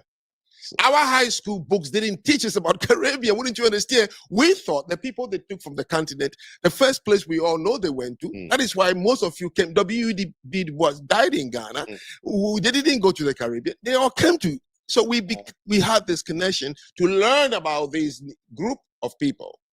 But we know also that when they come to Africa, that the way they carry themselves, what they do, different from us. So they are Amaibo, Yovo, black man, white.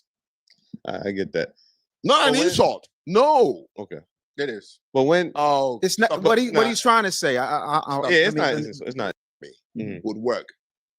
That you became an educator. There's a reason that you took little boys, not unlike me, over to Africa. There is a reason that you prevent people who look like me and who come from my particular lineage from getting thrown out in the streets. And I'm willing to say that reason is because you care, because whether you understand it or not, and I think that you do, I can't speak for you, but I'll allow you to tell me if I'm wrong, because you still see me as a brother. You still see me as a black man that you care about, because you understand that there is a bigger picture. We're still connected to the motherland. We still have a same ancestral home, do we not? I don't know.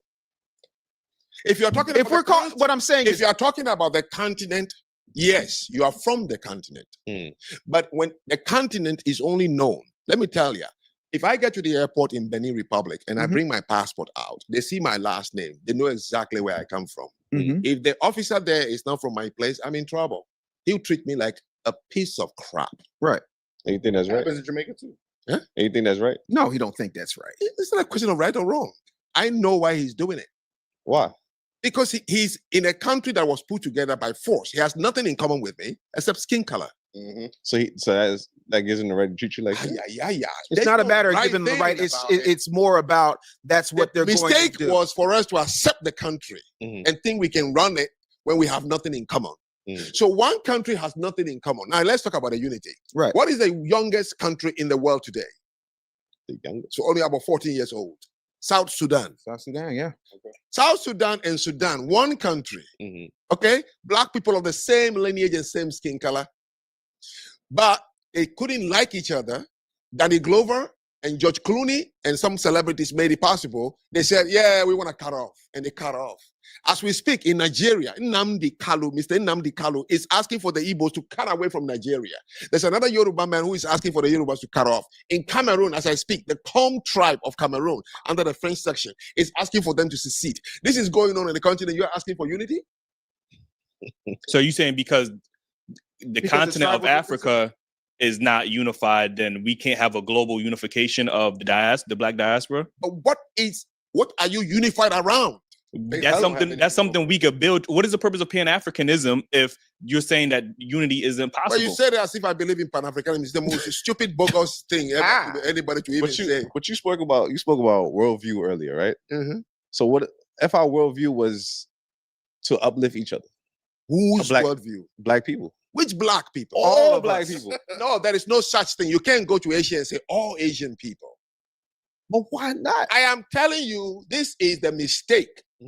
We are the only ones who walk the earth, and as soon as you see a black person at the airport, oh, brother. No, I'm not your brother. What's wrong with that? Oh, Jesus Christ. Have you gone to Europe and you had an Italian man calling a German brother? Fuck them. What's wrong with me seeing you at the airport? This is the problem. You got to explain it to me then. Okay. I don't get it. Let me ask you. Let me tell you something. The story of Chaka the Zulu.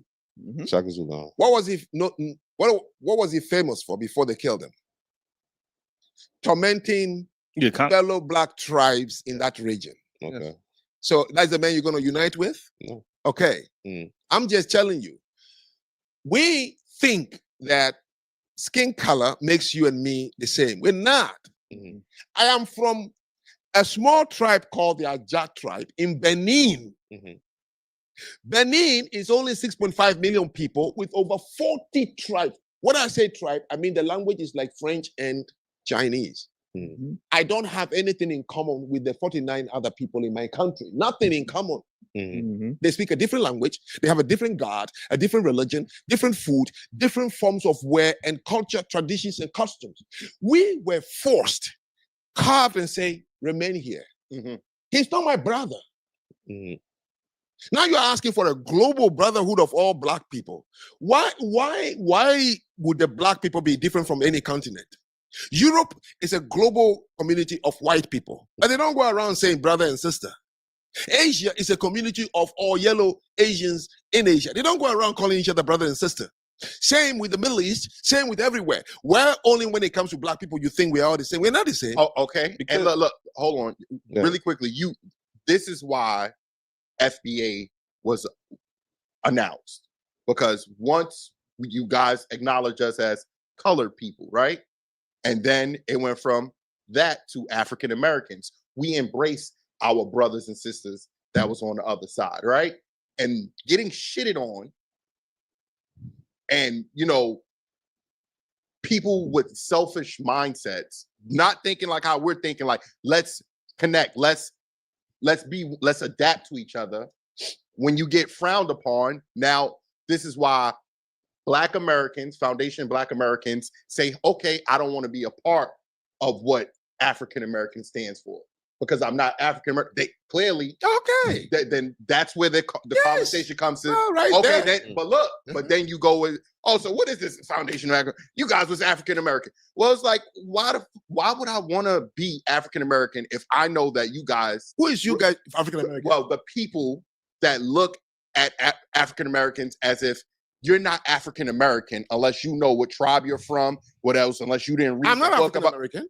No, no. But what he's trying to, I got you. Okay, so you have to remember when it comes to their show, they have a lot of people throughout the diaspora, a lot of women who come up here and they will say things like, "Well, you guys don't know who you are. You guys don't understand where you are. You guys don't understand your culture because you don't even have a language. You can't tell me where you're from." And they're like, "Oh, I'm from Brooklyn. I'm from Philly." No. You from Africa, but you don't know what tribe. You don't know this, that, and the third. So you're not really African American. Y'all are lost. Y'all are lost people. Like. That is you could just taking their show as a case study, you could pick any random episode and find somebody saying something along those lines. Yes. None of that does anything. I see. For things. Let me explain something.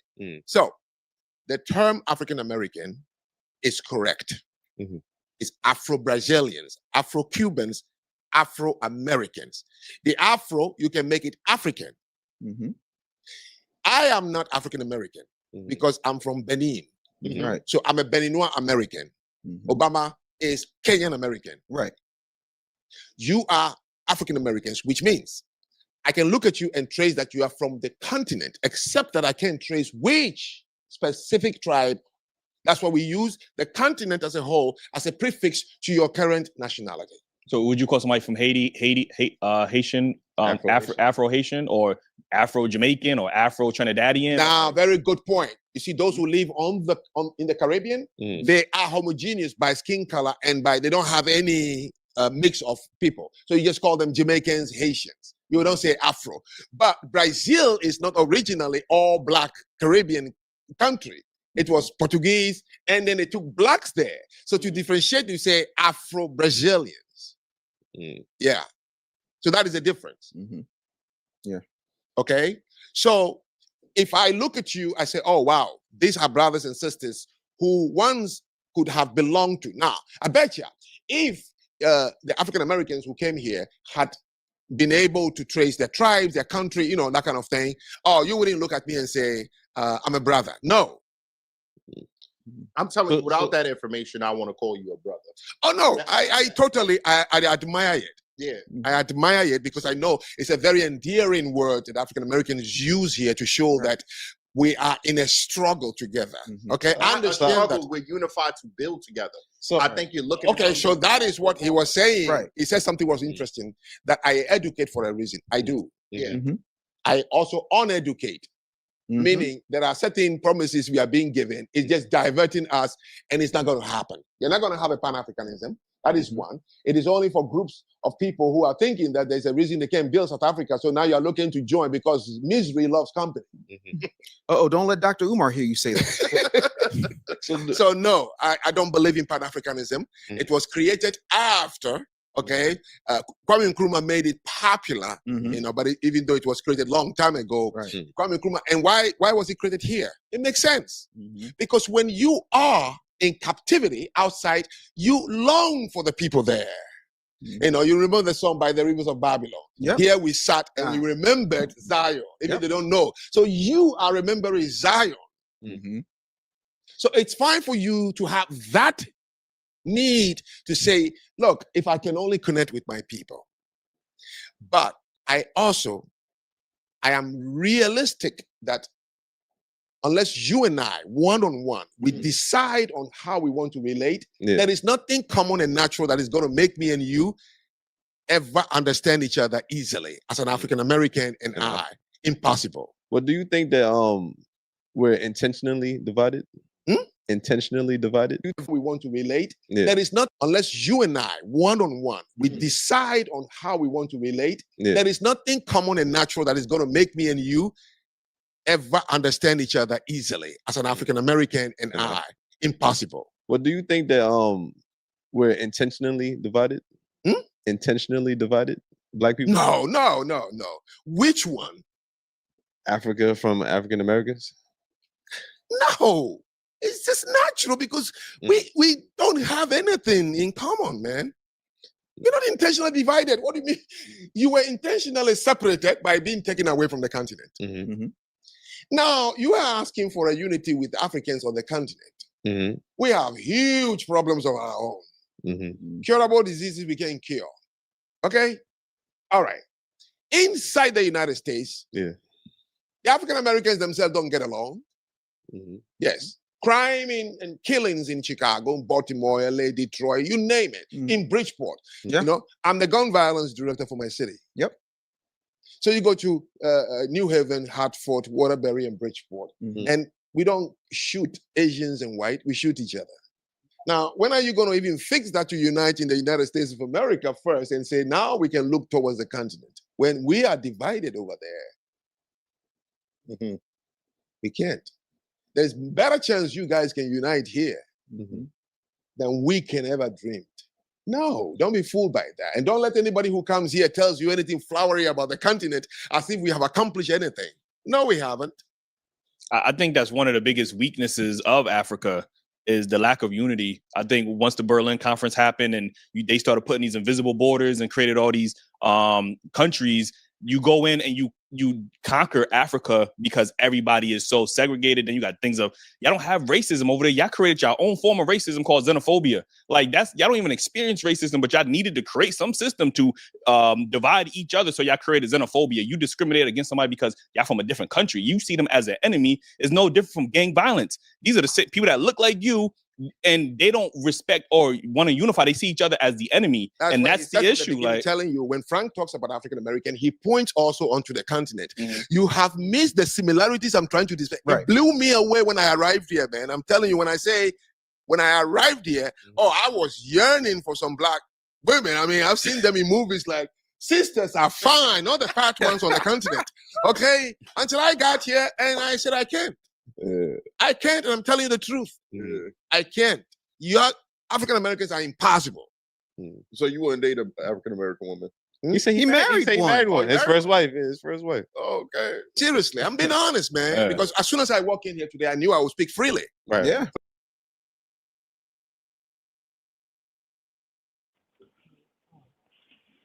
DC, did you make it back on? I done pretty much got burnt out on this nonsense. Yeah, I'm back. I'm back on that. I'm back on.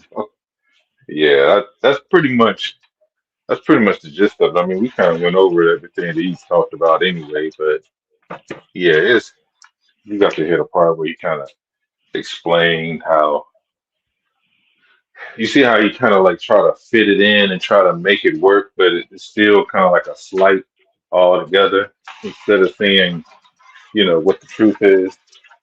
It seemed to be some kind of personal experiences that he can have with, people over here. And what's so crazy about it, I don't even know all those people that he even had experience. If he talking about Bridgeport, Connecticut, if that's where he's at primarily, stayed up on the East Coast, up around here, most of those people are like, his lineage and Caribbean, based. So, I mean, not all, but I mean, but he's also around a bunch of he's also been around a bunch of liberal whites for 40 years too. So.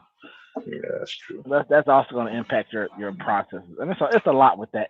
From an individual perspective, from a systematic perspective, his level of ignorance is astounding. The level of anti-blackness is astounding. Actually, that too. Both. He got real bad. It's bad too. And he clearly has the issue with the continent. And where he's from, that's what I mean. Its own. That's what I'm saying. Exactly. I wish he could have stayed there. Because the thing is that black people. The thing is that we can go to any country, China, Japan, England or whatever, right? There's criminal organization because of the world we live in today, which you first have to establish. We live in a certain type of environment globally. You have to establish that first. That whole thing about crime and about killing each other, that's all crazy. To me, honestly, doesn't really mean much.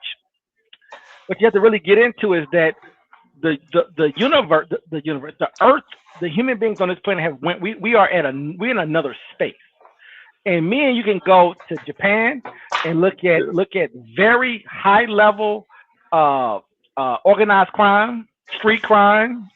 Yeah. The same in the Middle East, same in South Asia, same in China, etc. And they have different rules.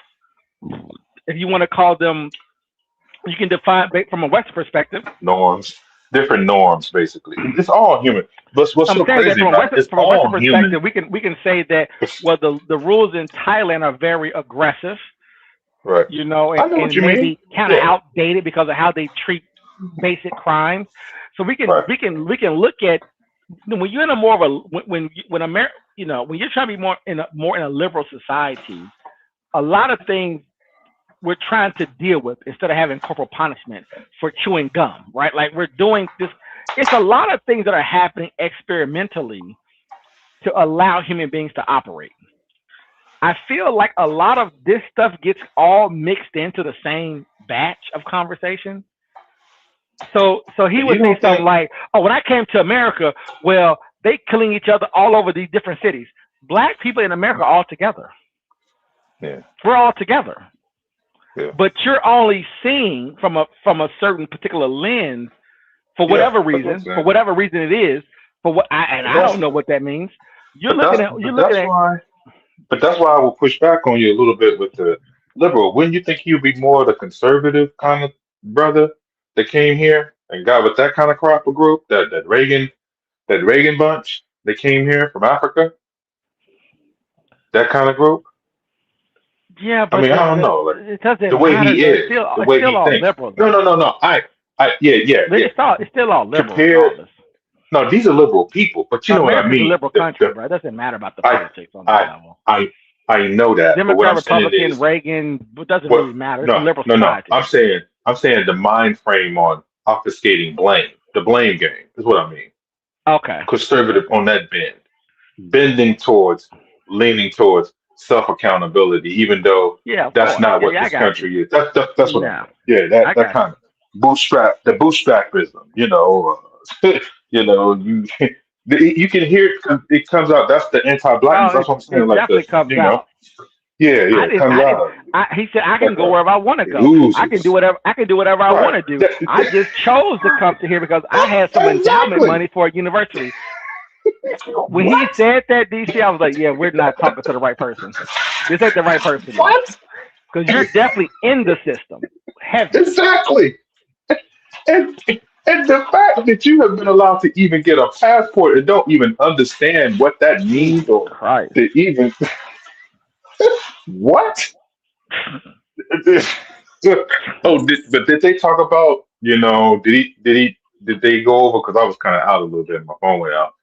Did they go over the part where they was discussing you know, blacks fighting for the rights of civil rights and stuff like that? And he was they went over that. You know, oh man, that was just like, come on, bro.